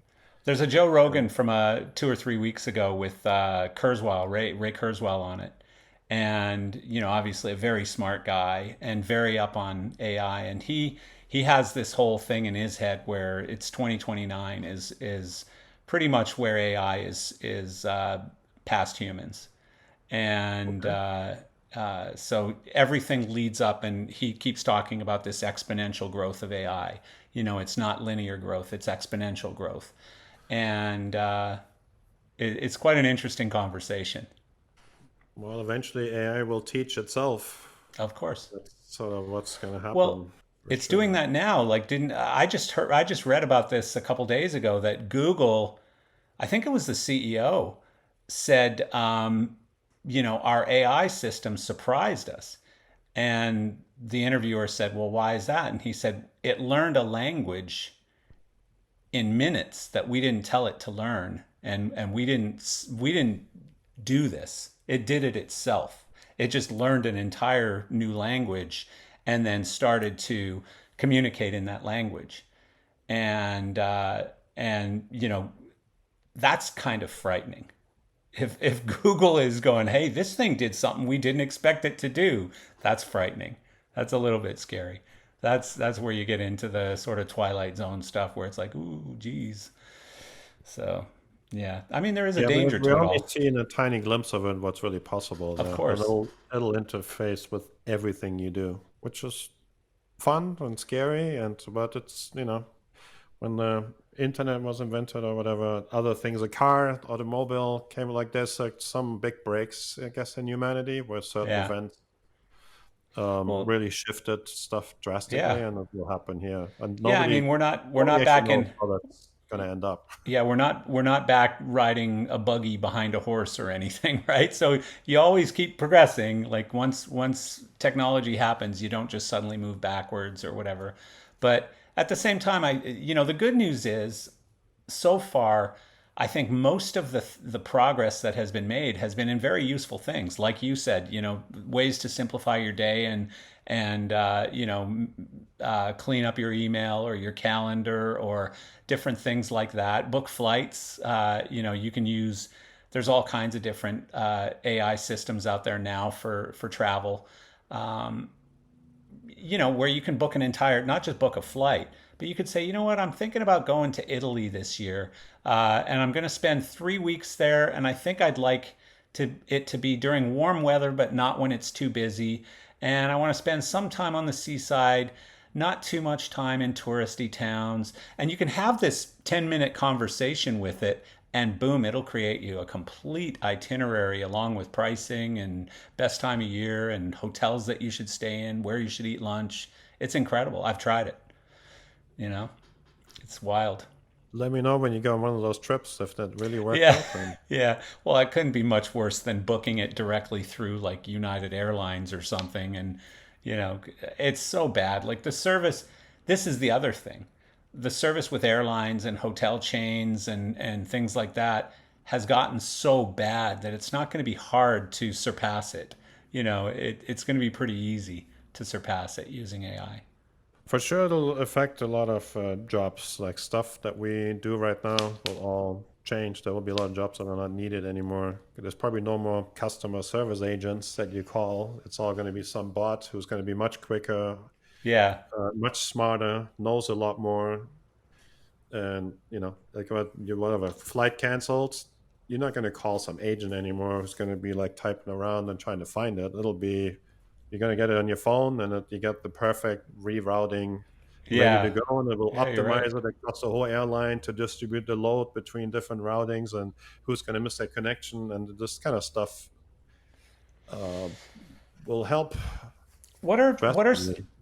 on the lighting side, fixture side, what are some of the technology challenges or design challenges or whatever you want to call it that you think we'll solve for in the next couple of years? And like I asked Richard Cadena this one time, and he said we're going to be able to bend light. And so Okay. any that come to mind for you I always want to build a light to erase light of a stage. That'd be just awesome. to Like do what? it would be nice to build something to erase light on a stage where you Oh, I don't see. want it. Yeah, get rid of A it. blackout. Yeah, that's Great interesting. for television. Yeah, Now, I think the big challenge has been everything gotten so bright and fixtures gotten so big and heavy. So weight has been a massive issue. yeah, Serviceability. A lot of fixtures are really, really, really good now, no matter what manufacturer you buy. yeah. I know. Even I things love we may have that. laughed at 5 years ago, I those know. companies have elevated their I know. game. I know. So it's all how easy is it to service? What's my ROI on it? How often is it going to be in the shop having to get repaired? How difficult is it to repair? Yeah, Those kind of things are way more influencing purchasing decisions than yeah, what the light actually does. And you see it on tour riders. It's sometimes I need a profile that's that bright is IP65, and people don't even specify the actual product anymore because a yeah, lot of it was very, very close to each other. As much yeah, as we all think our stuff is amazing, yeah, there's really, really great products from yeah. all manufacturers out there. Well, one of the things that I think happened recently, and I don't know if this was because of you, and now I suspect maybe it was, but um, Elation went hard on IP early. That Other was than, actually in the process right before I joined, and that was actually one of the main reasons why I thought this yeah, was a really great challenge and opportunity at the same time. yeah, Because they're like, we're going to go really hard in this IP range, and we think that's like companies haven't done it right yet. So the Proteus hybrid back then was just starting to find its footing, and it was something that was used in that Burj Khalifa in yeah. was in Dubai. Because prior to that, it was really just like SGM had a couple of fixtures or whatever, right? And Yeah, uh, they weren't none of the very big bright. They companies were had slow anything. and heavy, and Yeah, basically nobody has done until then did a really good entertainment fixture, which didn't yeah, have a lot of compromises. yeah. And that's something that I think where Elation maybe had a pretty good vision Really good to. vision. Yeah, I mean now obviously everyone's doing it, but when you guys did it was a pretty big leap because you're adding cost, you're adding weight, you're adding complexity for getting into the fixture to repair Yeah, it. but now the So, challenge is to take all this back out and make IP fixture without the penalties. So that's going to be the next phase on that. Because yeah. now we see people, you see a cruise line saying we really want IP to not have to maintain the fixtures because it's Yeah. pyro and it's dust and it's just like people don't have time to maintain it and clean it. So like projectors, a lot of the projectors are fully sealed optics, and you don't get dirt in the lenses. Yeah. So there's a lot of effort and R&D being done to basically seal fixtures Yeah. That's and interesting. reduce the maintenance without it maybe being heavier than a normal fixture and trying to get the But weight out of the units. speaking of IP technology, though, what do you think? And you don't have to answer this if you don't want to, but what do you think about a particular company who I won't mention their name, who's coming out with IP fixtures that are a lower IP rating than what was normally uh, call it acceptable for outdoor use, or at least for permanent outdoor use. I IP like that a lot. 54. I know who you're talking about there. Yeah. Um, Yeah. I think it's a good idea Yeah. because there's a lot of use where you need a fixture that you can put out on a well, like Coachella and it rains or like Yeah. whatever it is, Yeah. some tour, and it's in and out, but it's actually an event fixture. Yeah. You don't want to hang it on a theme park for 10 years. You just need a light that can take a rain shower Yeah. and can get wet and can get snowed on for a couple of days. May Yeah. survive 3 months in Chicago on some outdoor shed and then Yeah. go back to the normal tour. And you need fixtures like that. And I think it's actually a good direction. Well, I think they've got some on top of their building, which is in a pretty rough environment, Yeah. and that they've had them there for a couple of years or something. But yeah, I mean, I guess the trick is going to be, and I've never looked it up or anything, but the documentation, it depends what the documentation says, because if there's a snafu to the Where it falls customer, apart is salespeople trying to sell it for something that's not meant for us. Like, you correct, can hang it on, your roller coaster for 5 years will be fine, and then the product isn't designed for the that. So product that fails, and now they go to the manufacturer, and the manufacturer says, look, it says here in line 376, it says right here that it's not meant for use for more than 12 hours, in yeah, a there's several fixtures out there that say that now. It was like temporary outdoor use, so they're really designed to be interesting. used for shorter periods, and Yeah, that's debatable. What's temporary? It's like 3 months on a theater, outdoors, Shakespeare in the Park kind of thing. Is that temporary? Does it need, yeah, there's a lot yeah, of things that are not really decided yet. And yeah. the industry is sort of like maturing there a little bit. But I think there's like fixtures that can withstand adverse conditions without being, so fully IP that they're really designed to be like permanent on a building. Yeah, I not think, everyone's gonna blast fire hoses at lights, like it. Not no. everything. So, I'm a big fan actually of the good enough approach to design or to products, where not everything has to be the best of the best. Some things good enough in different areas, right? But so I'm usually a pretty big fan of that. This one I thought was a little bit interesting though, when when they were saying it's an outdoor use fixture, but not really being very specific. And you kind of got to go look into the specs on it to see what the actual IP. And it doesn't even say in like the main spec. You got to dig deeper to get to what the actual IP rating is. And so, hey, good on them. It's good, tricky Uh, marketing and I stuff as long as you suspect you're don't going end to up see getting more and sued. more of this Yeah, event IP that is meant to be used temporarily, like really just on a show. It yeah. gets wet one day and it's fine.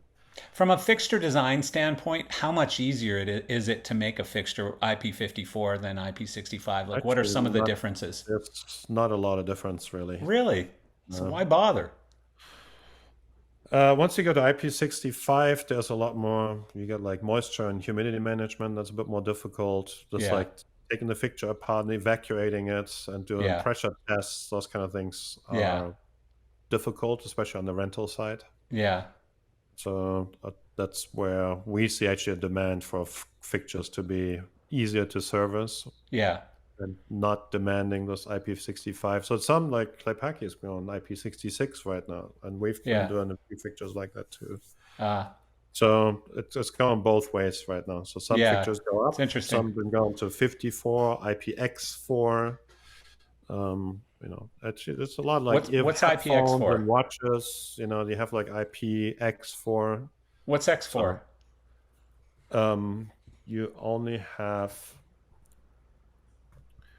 um, it's not dust proof completely. So that's one of Okay, the things. Yeah. okay, So it's one stands for dust and one's for water ingress. So yeah. But I think that's another area though. These IP fixtures, I think that's not one that's going to get put back in the bag. Like I think all automated lighting fixtures in the future are going to be IP we see rated. it now on park ends, like we've done a new Yeah, line of parts. We're not even doing it indoor and outdoor anymore. We just do yeah, one. yeah. I And that's just a see, great evolution, I think. You don't have of to worry course, about it. No, you just put them 100%. outside. It's great. Well, you don't have to have those ugly domes or garbage bags or whatever it is you're putting on them. But no, I think why would you if I was building a brand new lighting company today, I would say that it has to be 100% IP rated fixtures. It doesn't make any sense otherwise. It makes I no would sense agree at with all. that. And Yeah. a lot of the materials have gotten better for this. I got lighter weight. So, you know, cell phones used to be, couldn't even look at a body of water and they were damaged. Yeah. Now you can drop your phone in a glass of water and it's fine. What about power innovations though? Like I keep thinking like so far battery has only been in sort of novelty fixtures almost, you haven't seen like the core lighting package incorporating any kind of battery technology, whether it's batteries on the fixture or even remote batteries. Is I that was part of a research group on that at Martin actually. So we did yeah, like a study how long can fixtures last on battery, and the technology was not there, and I don't think it's still not there. yeah, Needs a totally new battery technology. I don't think you're gonna hang lithium ion blocks in your rig and tour with that because of weight. It's just not practical quite hmm, yet. yeah, It'll happen, with solar. Like Richard has been doing this like solar yeah, festivals. It's great, and I yeah, think that we'll see more and more of that. But maybe still easier to maybe have like central battery maybe somewhere for a yeah, show, yeah, or tour around with some semi truck that's a big solar battery, whatever thing it is. So you're independent from any sort of power needs yeah, in a venue. yeah. But the fixtures itself, I think it's not practical yet to Or put all like that extra weight. what about like MagSafe kind of thing, where you can, you clamp onto the truss and it gets the power from I mean, that it was all safely. done already. You can look back at was it Morpheus had like a track Yeah, system. So but that was a very single use kind of thing, like it very much for their fixture mated to that, etc. But I don't know, I just keep thinking like that seems to be the next real redundancy is all of this cable that's being run through the rig. It just seems to be kind of silly that in 2024 we're still doing that. It is, but it's so hard to get rid of DMX, for example, because it just works so well and it's so resilient. Yeah. It's been like the phone companies have been taking a long time to get rid of that last piece of copper Yeah. to your house, Yeah, that's because it true. just works well and it's everywhere. So Yeah. So even wireless DMX isn't reliable enough yet to just completely do away with don't DMX? don't No. think so, not No. yet. But Hmm. there's a lot of stuff happening with IoT and mesh networks. So eventually, be able to just hang the stuff up there, and your AI bot will see everything, and Yeah. it will just work. Yeah. Then you're gonna That's look back, and you're like, "What the hell were they doing? Like, had yeah. to like type in DMX addresses? That's insane." Or dip switches. Yeah, You had to do the dips. I remember, oh, those things drove me crazy. I'm like, what do you mean this plus this equals this? Like it doesn't make any sense to me. Come on. Make this make sense. this Yeah. was all very much driven by engineers back then, and Yeah. I think now more and more products are driven by creative needs rather than engineering ideas, which I think Yeah. is good. Well, it was always so frustrating because, the phone in our hands, the remote control that we're using in our house, like things that we're touching on a daily basis. Sometimes our toaster, had more technology or simpler technology in it than, these $10,000 moving lights did. Like, I can address the microwave, but I can't address my moving light. Uh, but yeah, whatever. Trying, we just been doing NFC. That's been a big thing Yeah. getting added. So we have NFC antennas on the front, on the top of the fixture. So even in a case, you can go with your phone and go beep beep beep beep and address a lot of fixtures. So Yeah. it's incremental. There's not hasn't been like one big revolution of this. So everybody's Yeah. trying little things. This cluster thing is obviously something where you also help with like addressing and detecting fixtures and having resilient network in your rig. Yeah. So it'll get there, but it's It sure seems like costly, it and will. there's only few people that are really have the time to work on these Yeah. developments. Well, and So we're we're not the really most heavily funded industry in the world either. So obviously you're going to get technology in cars and a lot of other things before you ever make your way to a small industry like ours. correct. Yeah. Yeah, we mostly benefit and always have, like the original fixtures that came out all use technology that they found somewhere else. Yeah. Um, so I we I we benefit from whatever other developments happen around us. A yeah. touchscreen on a lighting console, or the system inside a fixture is based on something called CAN bus, which is used in the car industry. It's like Okay. your HVAC and your seat changing and your mirror changing and hatch opening in the back. That's all over communications bus. Yeah. That was actually, I think German cars had that first, and Yeah. called CAN bus, and that's actually what's in the fixture now. So now it's like Wow. 4 wires instead of a ton of big Interesting. cable looms throughout the light. So now you've separated all this processing out, and so we benefited there from the car industry. You're a car buff, aren't you? Yeah, I like cars. Yep, Do you for have sure. do you still drive a fossil fuel pig of a I car or do you drive an E? do actually. I had a TDI that I'm still driving. Oh, okay. A Audi. I got caught in all this TDI like Dieselgate thing. Yeah.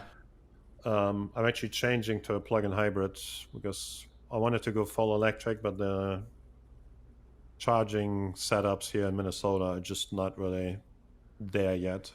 What about the temperature too? Like, aren't you a little bit worried Yeah, about for me that? too. Like the Yeah. range of these cars. I had a Tesla rental in Germany and was like a LR, and I called it lousy range because it was just Yeah. terrible in the Oh, I winter. remember seeing that post that you put up on I Facebook or was so something. disappointed. I was actually really excited. I was actually hurt. I was I was the very first rental. That car just came out of the Gigafactory in Yeah. Berlin, Yeah. and it failed. The first car failed after 3 days with a broken heat pump, and then the car got pretty much half the range that they advertised. And I Wow. drive like a lead foot normally in Germany. I really Yeah. pulled back and drove like an old person. Yeah.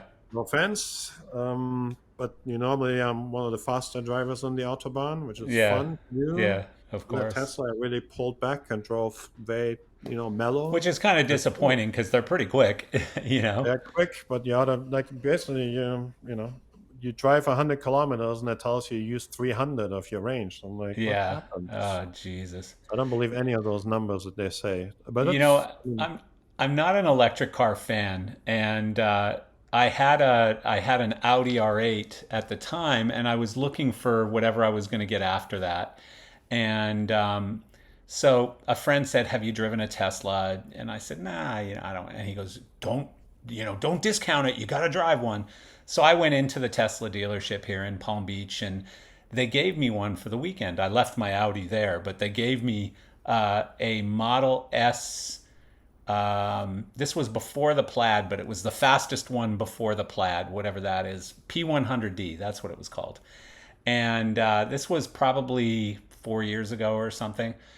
And so they gave it to me for the weekend. It was a long weekend. I picked it up Friday afternoon, and I had to have it back Tuesday, I think. And so my girlfriend and I went down to the Keys with it. And, you know, I loved how quick it was. Like, you hit the accelerator in that thing, and, I think it's 0 to 60 in, what is it, 2.9 or 2.7 or something, the P100D. I know now the Plaid is like 1.9 seconds or something. But it was quick, but it was kind of boring. The drive yourself stuff, like every time I'd let go for a little bit, I was like, cool, I can check my text messages and stuff. But you couldn't do it for very long. You had to grab the wheel again. And then also things like off ramps confused it and kept getting me into trouble. So I quit letting go of the steering wheel because it freaked me out a couple times. And but the cool thing was the hotel that we stayed at in the Keys had charging stations, and the valet took the car every night. And in the morning when I went to get it, it was fully charged every time, and they didn't charge you for that or anything. It was all free. And so I thought that was pretty cool. Like I never had to buy gas on a whole trip to the yeah, Keys. That was pretty fun. In the end, to me, it was cool. It was comfortable, but it was kind of boring and predictable. And like for me, it felt like driving an iPhone. It felt, I don't know, it just felt that's maybe too, what appeals to a lot of people that they I actually like guess, yeah. exactly that. I mean, I love my iPhone, but this thing, it just like I like the sound of a gas car. I like the unpredictability sometimes. I don't know. I I was maybe it's really my set age. on an electric car, but Yeah. just like the range anxiety here would be really an issue because we like to do little road trips up to like the coast up north here on the Lake Superior. Yeah. And I looked it up, and you're like, you really have to be really mindful how you drive and where you stop and for how long. And it's Yeah. just not quite there yet. I'll have to let you know next time I'm in Minnesota because I have a really good friend of mine who lives in Duluth, but he's Okay. got a house on Vermilion Lake or Lake Vermilion, and they have a little island. Everybody has their own little island there, so he's got his own little private island with a house on it and a boat and jet skis and all that That's a nice stuff. friend you got there. Yeah, I was there. I went and stayed with them for a couple days last year. We shipped my car into Chicago, picked it up in Chicago, drove to his place, and went out on the island with him for a couple days, and then drove from there up to my house in Canada for the summer. But and then on the way back, I stopped and do you know Paul Streitz? Yeah. Yeah, I stopped and had dinner with Paul Streitz on the way back to drop my car off at the freight place again in Chicago. So yeah, I didn't think of you though. Paul is. I only think of two or three people when I'm going through Minnesota for any reason, and Paul and this friend of mine, Mark, who has the place on the lake. But I'll have to let you know next time I go up there if I do. Please do. Yeah, Yeah, I actually so I have an Audi, and then the other one I have a BMW, just yeah, for fun, yeah. convertible. Because that's Oh, what you need in Minnesota, is drive convertibles. yeah. I have a soccer mom SUV. Well, I mean it's a X5M, but it's an SUV. It's actually the first SUV I've ever bought for myself. My ex-wife used to always drive SUVs, but I used to be a big station wagon fan in yeah, Germany, but it's just not a thing here. It's no, just not really. I I used mean to the drive an Audi Avant in LA, and the I just Avant loved is it. beautiful. It's a beautiful car. but can't get them anymore. It's just really a shame. Like, You can't get the S6, yes, whatever it's maybe called, or there's S an whatever. A6 event still that they do. I had an A4, and they've been discontinuing a lot of stuff. Because my friend has an S6 Avant that is probably 2 years old now or three Yeah, years old now. It is fast but as hell. it's not It's as prevalent in Germany. When I rent cars, most of them are some sort of station wagon. They're yeah, just great cars. yeah. Here it's not very common. Here it's not common. Like even the new Mercedes one, I don't think is coming here. It's not that common here for whatever reason. You know what's funny is we've been sitting here talking about all of this technology and AI and stuff, and I'm reading your notes, and you put a note Oh, in that said you like to write a lot of things using a pen and a paper, a notebook, versus putting it in your phone or computer or whatever. What's up with that? um, I've been trying to like go digital forever and I always fail, and I think my mind just doesn't work that way. So Yeah, I take a lot of notes when I'm in meetings, and just the actual physical act of writing it down seems to be enough to put it in my head. interesting. And I just doing it on a tablet, on a phone, or laptop just does it feels disconnected. I keep trying. I'm getting a new tablet and with a pen and like all these things, and it just kind of never gels with me. Well, have you seen the new notebook ones like that look like a notebook and stuff, Yeah. and it I digitizes looked it? at those. I saw a guy at a meeting during LDI that was using it. I'm like, this is actually kind of nice because it felt like a real piece of paper. Yeah, So yeah, the yeah. That might get you Remarkable, I there. think it is called. Remarkable. That's the Yeah. one. Yeah. Kindle Yeah, has but one I'm now always too. looking at these things. I have a Samsung that is really good at note taking, which just Yeah, somehow it still doesn't feel right. So I'm a big yeah, fan of Moleskin books, and I just yeah. write in those. I have one right here. Yeah, Yeah, I so mean, you that's know, my workflow. And I go back to them sometimes, like, well, look at all this stuff you wrote that you never looked at again. But it's actually enough of the process to put it in it's my funny head because I and do make the it same part of thing. the decision making Yeah. process. I do the same thing. It's just like they tell you journaling you get much more out of journaling when you actually physically write into a book. And even if it's, your gratitude journaling or whatever it is, you get more when you write into a book.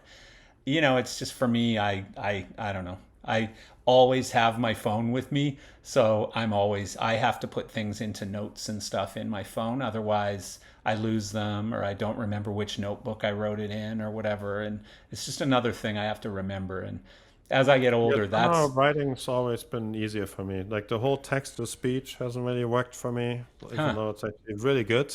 yeah, But I kind of forget that it's there. So I yeah. just keep typing or writing instead Have of talking to my have you computer. tried the paid chat GPT where you talk into it on your phone? Have you tried it yet? No, it's probably really good. Matthias, you have to try it. It is unbelievable. Like you can just sit there and talk like we're talking right now. And when you stop talking, it'll create this little bubble and it'll think for a minute and it'll say, "Hey, Matthias, thanks for giving me all that information. So let me just get this straight. What you're looking for is blah, blah, blah, blah, blah." And you'll just be sitting there blown away by what it's saying. And you can interrupt at any time and say, "No, no, no, I didn't say it's red. I said it's reddish."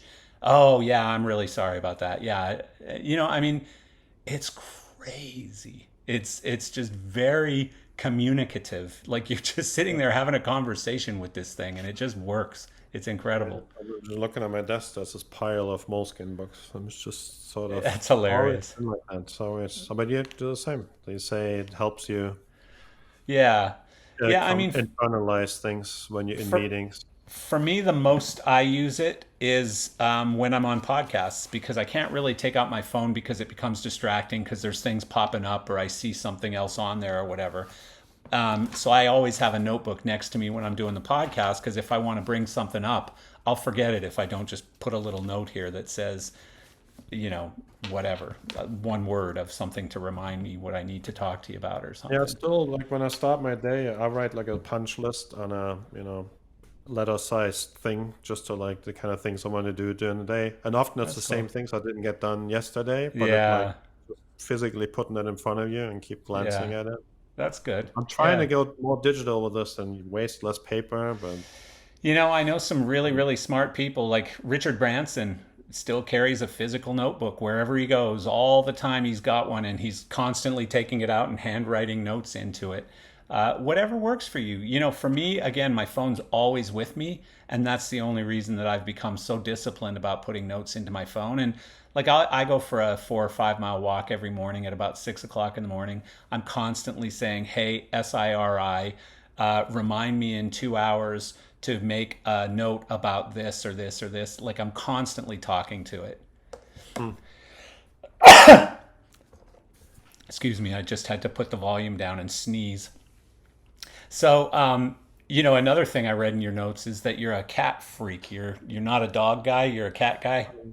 I closed my door, otherwise the cat will be all over me here. Yeah, we've been always into cats, but all the traveling, dogs are really difficult, and I felt Yeah, that it's a big burden on my wife, being gone all the time. She would have to yeah, deal with it and walk the yeah, things. The weather here isn't so great for yeah, dogs in the winter. It's yeah, quite miserable for the people as much as for the dogs. yeah. I Exactly. see all my neighbors out here. I'm like, "Dude, you're brave." But you gotta Yeah. go out. And we've been doing like some cat rescue stuff for the Humane Society. So Oh, just that's always cool. been I into love cats. cats. And I then, think I think as cats you are do cool. when you rescue cats, you kind of keep them.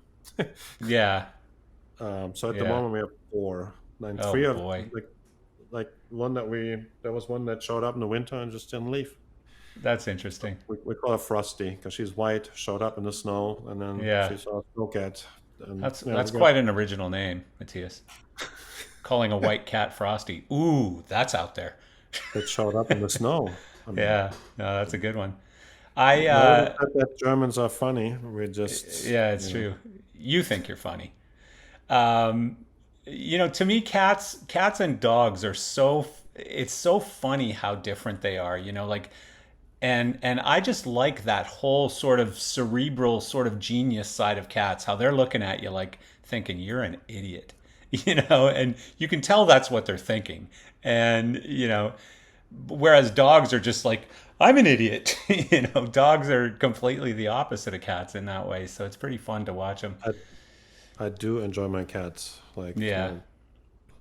Yeah. So, what else did we miss here? You drive fast on the Autobahn. I'm looking at your notes now. oh, the So, notes I sent you. Yep. patents. You've got some patents. Yeah, a few. Yeah. There was a big push to write patents at Harman actually back then. So Yeah. we wrote up a bunch of things. And they let you There. they let you keep your name on them, not Harmon's name on them. So the way it is with a patent is that you're the inventor, but the patent is then owned by whoever you employed at the time. Ah, I see. You can invent Yeah. all you want, but if you're on the payroll, Yeah. then that patent and that IP technology is owned by They get the somebody else. benefit. Yeah, nobody's paying you royalties. There's no royalties coming my way. No. And in the end, you do some patents to maybe protect some idea that it isn't like blatantly knocked off.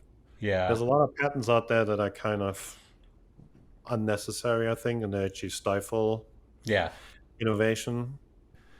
But some are really good, and I've read some stuff that people come up with, and I'm like, that was really smart. I should have thought Yeah. about it. And they're so Yeah. obvious. You're like, why the hell did nobody else think about that? And that's a Yeah. really good patent.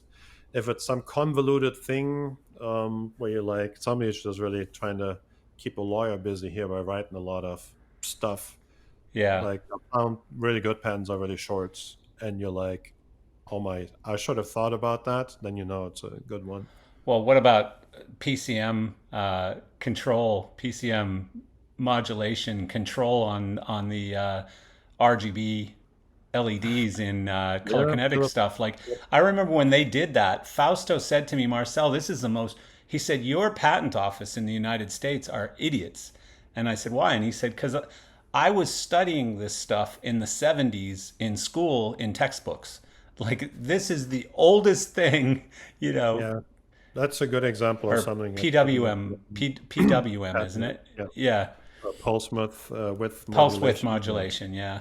Yeah. Yeah, But yeah, I mean, some of these things that get patented, and then I've lost some faith in the USPTO, the patent office, there's a because lot of stuff that gets rubber stamped that shouldn't because they're well, like I got But a nobody trademark. challenges it because it costs money to challenge it too. Yeah, And yeah. I have a trademark hanging on my wall behind me that one of the largest companies in the world that rhymes with Schmoogle stole from me and began to use it and used it for a couple of years. And eventually I sued them because they wouldn't communicate with me. They wouldn't do anything. I was willing to license it to them, give it to them, whatever. I needed to change the direction I was going using this trademark. And, and they made me sue them, and I sued them, and cost me $1 million, cost them about $12 million, and I eventually had to settle for zero and just walk away from it because otherwise, I could, if they were to keep crushing me the way they were trying to, I could end up liable for their legal fees, which would have bankrupted me. And so, yeah, I don't have as much faith as I used to in patents and trademarks and stuff because I think whoever has the deepest pockets wins, is what it comes to. Yeah, patents, if they are really protect like a unique idea, they're good, and I support that. Then you know, have all the admiration for people that go through that process and come up with something and really make it right. But if Yeah, it's just protectionism, then that's really a problem. yeah, Yeah. yeah. I also read here that you bought a hog two and a wing, like recently. I did, yeah. Found it on eBay for like $900, and it was in No great way. shape. And I'm like, I kind of want to own a bit of like my own history, and That's there's not wild. that many around anymore. So Yeah. I have them at a rental, like a production house up here in Minnesota. Oh, that's cool. They have this whole museum of old stuff, which somebody should actually really catalog there of what they have. I have a lot of Martin prototypes that stand around there. Oh, that's cool. But they Yeah. didn't want back, so we put them up there just to show them off. Ah, neat. They got Virtuoso. They got some old Strand light palettes, like some really Really? old stuff sitting around there. Yeah. Wow. You have this. Have you ever seen a picture of like barn doors out of two Evo consoles that like for a conference room? No. So they have these old, like I think it's a QM500s, and they hang them sideways, turn them on, and they're like the doors for the That's conference room, wild. like barn door tracks. That's a cool idea. So tell me some of your new stuff at Elation. Like I heard you showed a follow spot fixture, right? Yeah, so what we did is, so we've seen some people that took the IP fixture from us, Maximus, and then there's another called Brutus. Yeah. They are, very high output, long distance, sort of fixtures, and they've been used with some of the follow spot systems that are out there. And we're like, Yeah. there's probably a market for, instead of us doing a new follow spot system, we actually Yeah. build a fixture that's great for the follow me's and Zack tracks and other systems that are out there, Yeah. and basically build a fixture with an optimized optics and the ability to bolt a camera on in the IP chassis and have all the wiring inside and it's ready to go. And you just buy the light, click the camera and you want, Yeah. and run it over DMX, and you have full, it's like a purpose built fixture for these For follow tracking spots. systems. Yeah. Yeah. And how Which was is a that? big, there's almost no more regular follow spots out there. Everything is some sort of Yeah. automated thing. Yeah. Like WYSIWYG tried this really hard for a while with black tracks, and that was quite early, but now there's so many of these systems out there, and they Well, all remember the have their Martin own. one? How bad that was? Oh, yeah, Yeah, yeah, also yeah, early yeah. early days. Yeah, that. I mean, So nice try, but oh my God, it was terrible. we see these people building these Franken fixtures and having the wires on the outside, and Yeah, it's just not great. And we're like, let's build one where it's really put properly on the inside, and you have basically a big connection panel for your camera, and then you can use whatever camera you want. Can be an NDI with PoE power, can be an SDI camera. We don't really care. yeah. So, and So how designed it around the 7 or 8 common cameras that are used out there. And then was that people well bring their received own. at the show? Yes, very. Yeah, it was popular. Yep. I I'm mean, guessing. as there's obviously limited market for follow spot fixtures Yeah, because you need 6, 8, 10 maybe on a larger tour. yeah, Sometimes you need two. yeah. but there is a shortage for them. Like we're constantly at Gear Source, we're constantly getting people looking for, robo spot fixtures or whatever, Yeah. and there seems to be a shortage. And then, like you said, you've got, they're not purpose built, so you've got things with the Franken fixture look to it and stuff. So this is safer, better, cleaner, probably cheaper in the end. And Well, yeah, what we really tried to do is also build the optics to be for a follow spot. So it's like yeah, a narrow optic in the same housing as a normal type fixture. So, which was, it took a custom LED engine and custom optics to squeeze that into a fixture without it getting like humongous. Because you look at some of these new LED super trooper type follow spots, you're like, man, these things are like massive. They're like the yeah, size of a car. They're crazy yeah, stuff. yeah. That's not the direction They're you all want to doing it go. kind of wrong to me. I don't think those companies will be around long Yeah. term. Like it's like It doesn't seem like it. Like this seems to be a better direction to go, especially truss spots. Like there's no reason to have people in chairs no, on you're the actually not truss. going to be allowed anymore. Like there's so many Yeah. health and safety regulations. You can't just Yeah. send a guy up there for 10 hours with a pee bag. It's just like Yeah. Yeah. not happening anymore. Really? I can't see a problem with that. No. No, I mean that seems to make a lot of sense. So that's cool. What else did you guys come out with? I saw a couple other fixtures that you were showing there, new stuff. Yeah, we've been actually working for about 4 years on trying to crack this like searchlight market, the sort of like synchro light, space Yeah. cannon. And that's actually a project we started before COVID, actually, and it kind of got put on hold for a few years. But we actually bought an old space cannon for $1,000 at an auction somewhere from Yeah. a very large rental company, Yeah. and used it as a reference to basically replicate that look, because there's a certain character to that beam that's Yeah. coming out. Yeah. There's been all these like laser type fixtures, which is like this really perfect little light beams come out, Yeah. but they just don't have the same look in the air because they're missing a bit of the halo around it.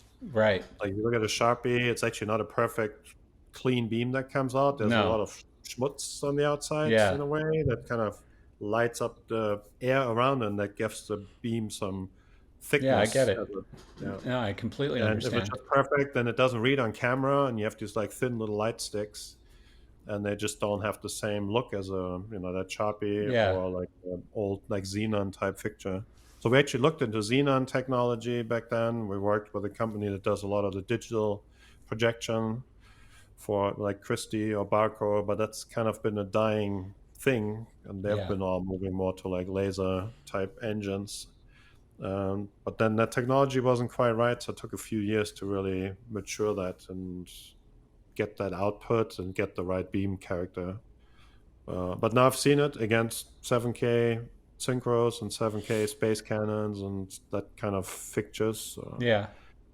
And I would say that we really cracked it because we really focused on the character of the beam. So it wasn't like make the brightest fixture that can throw the furthest, but build the one that has the right look to Is it a replicate lamp that. or an LED? It's a phosphor converted Oh, okay. picture. Yeah. Yeah.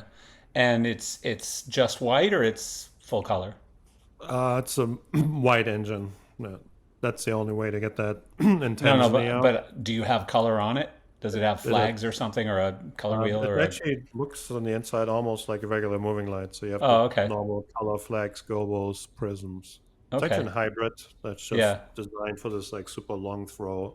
Optics has a massive 12-inch front lens, Huh. and really try to get this like fat beam look out of a fixture that isn't like you don't need a pallet to move it around, and 63 amps of power. It takes 500 watts, so really big drop from 7,000. Interesting. Yeah. Yeah. 500 watts. Wow. And are you making like a package like with four on one base, four heads on one base? So that's actually something we did on a previous fixture like that. That's called the Excalibur, which is like this searchlight type beam that was still based on a discharge Yeah. lamp. And we built this little technology called Sky Motion, which is basically I studied the physical movement pattern of these things because they're actually mechanical. There's a little arm that shifts the things around, And they're Ah, not just doing a ballyhoo in the sky. There's an yeah. actual, really Oh distinct my pattern to it God. because it's clover leaf. Yeah. I looked at a lot of videos. I went to like some state fair here and looked how that thing actually moves because the lights never cross in the air when they do this. They do this like Yeah. this Do you ever pattern. rest your brain? No, Not so always much. look at Yeah. things like, yeah. Yeah. So we made this thing where you just basically tell the fixtures an ID, and anybody can rent these four lights and do like an opening for a car dealer if they want to. Like you don't have to be a lighting person. You just plug them in. You say one, two, three, four, how big and how fast, and you get this perfect searchlight effect. So we put this into a couple of fixtures now. Interesting. I'm always like this. And I think I wrote it in this little thing I sent you. Was at the dentist staring at the light, and I'm like, wow, those facets look amazing. So Oh it my stopped God. the cleaning lady, and that was cleaning my teeth. I wanted to start, and I've got to take a picture of this first because Oh my God. facet of that thing that you look at looked so interesting to me. Yeah. That's So I crazy. always look past, the obvious maybe and Yeah. see patterns. I take pictures of the strangest things I see on the floor for like maybe a gobo, or maybe it's like a background pattern for consoles for this like dialerless pixel engine we do. So there's a lot of stuff in the content that's in there that is just some picture shot on a cell phone and then maybe stylized it a bit. That's, And then you make a gobo out of it. yeah. Yeah, that's interesting. No, I mean, it's amazing where your inspiration comes from, right? Like sometimes probably the weirdest things, like a light above the dentist chair, you know? Uh, it's amazing. I don't think that way at all. Like I'm very creative, but I'm not an engineer. You know, I'm not a product designer, but I can come up with loads of ideas. Like, you know, I was always at Martin, even I was always saying, why don't we do this? Why don't we do this? Why don't we do this? And some of those things happened, some didn't. So yeah, I'm always trying to break things, I guess, but at the same time, I don't know how to put them back together. I think most people that do these kind of jobs always been like they got a toy as a kid and the first thing they took is a screwdriver to it and take it apart. Yeah, that's crazy. Tinker with things. Yeah, yeah, I did, and then I ended up with a broken toy and a pissed off parent, you know, because they I just did, gave me I that did new toy. exactly that. Yeah. Yeah, yeah, because I could never figure out how to put it back together because I don't have any patience. So you know, if it It's still takes, like this. I take a prototype apart and there's like a couple of screws left over in the end. I'm like, oh my, still yeah, works. yeah, yeah, Luckily, I have much smarter people around me that do a lot of the actual technical things. So yeah. I'm not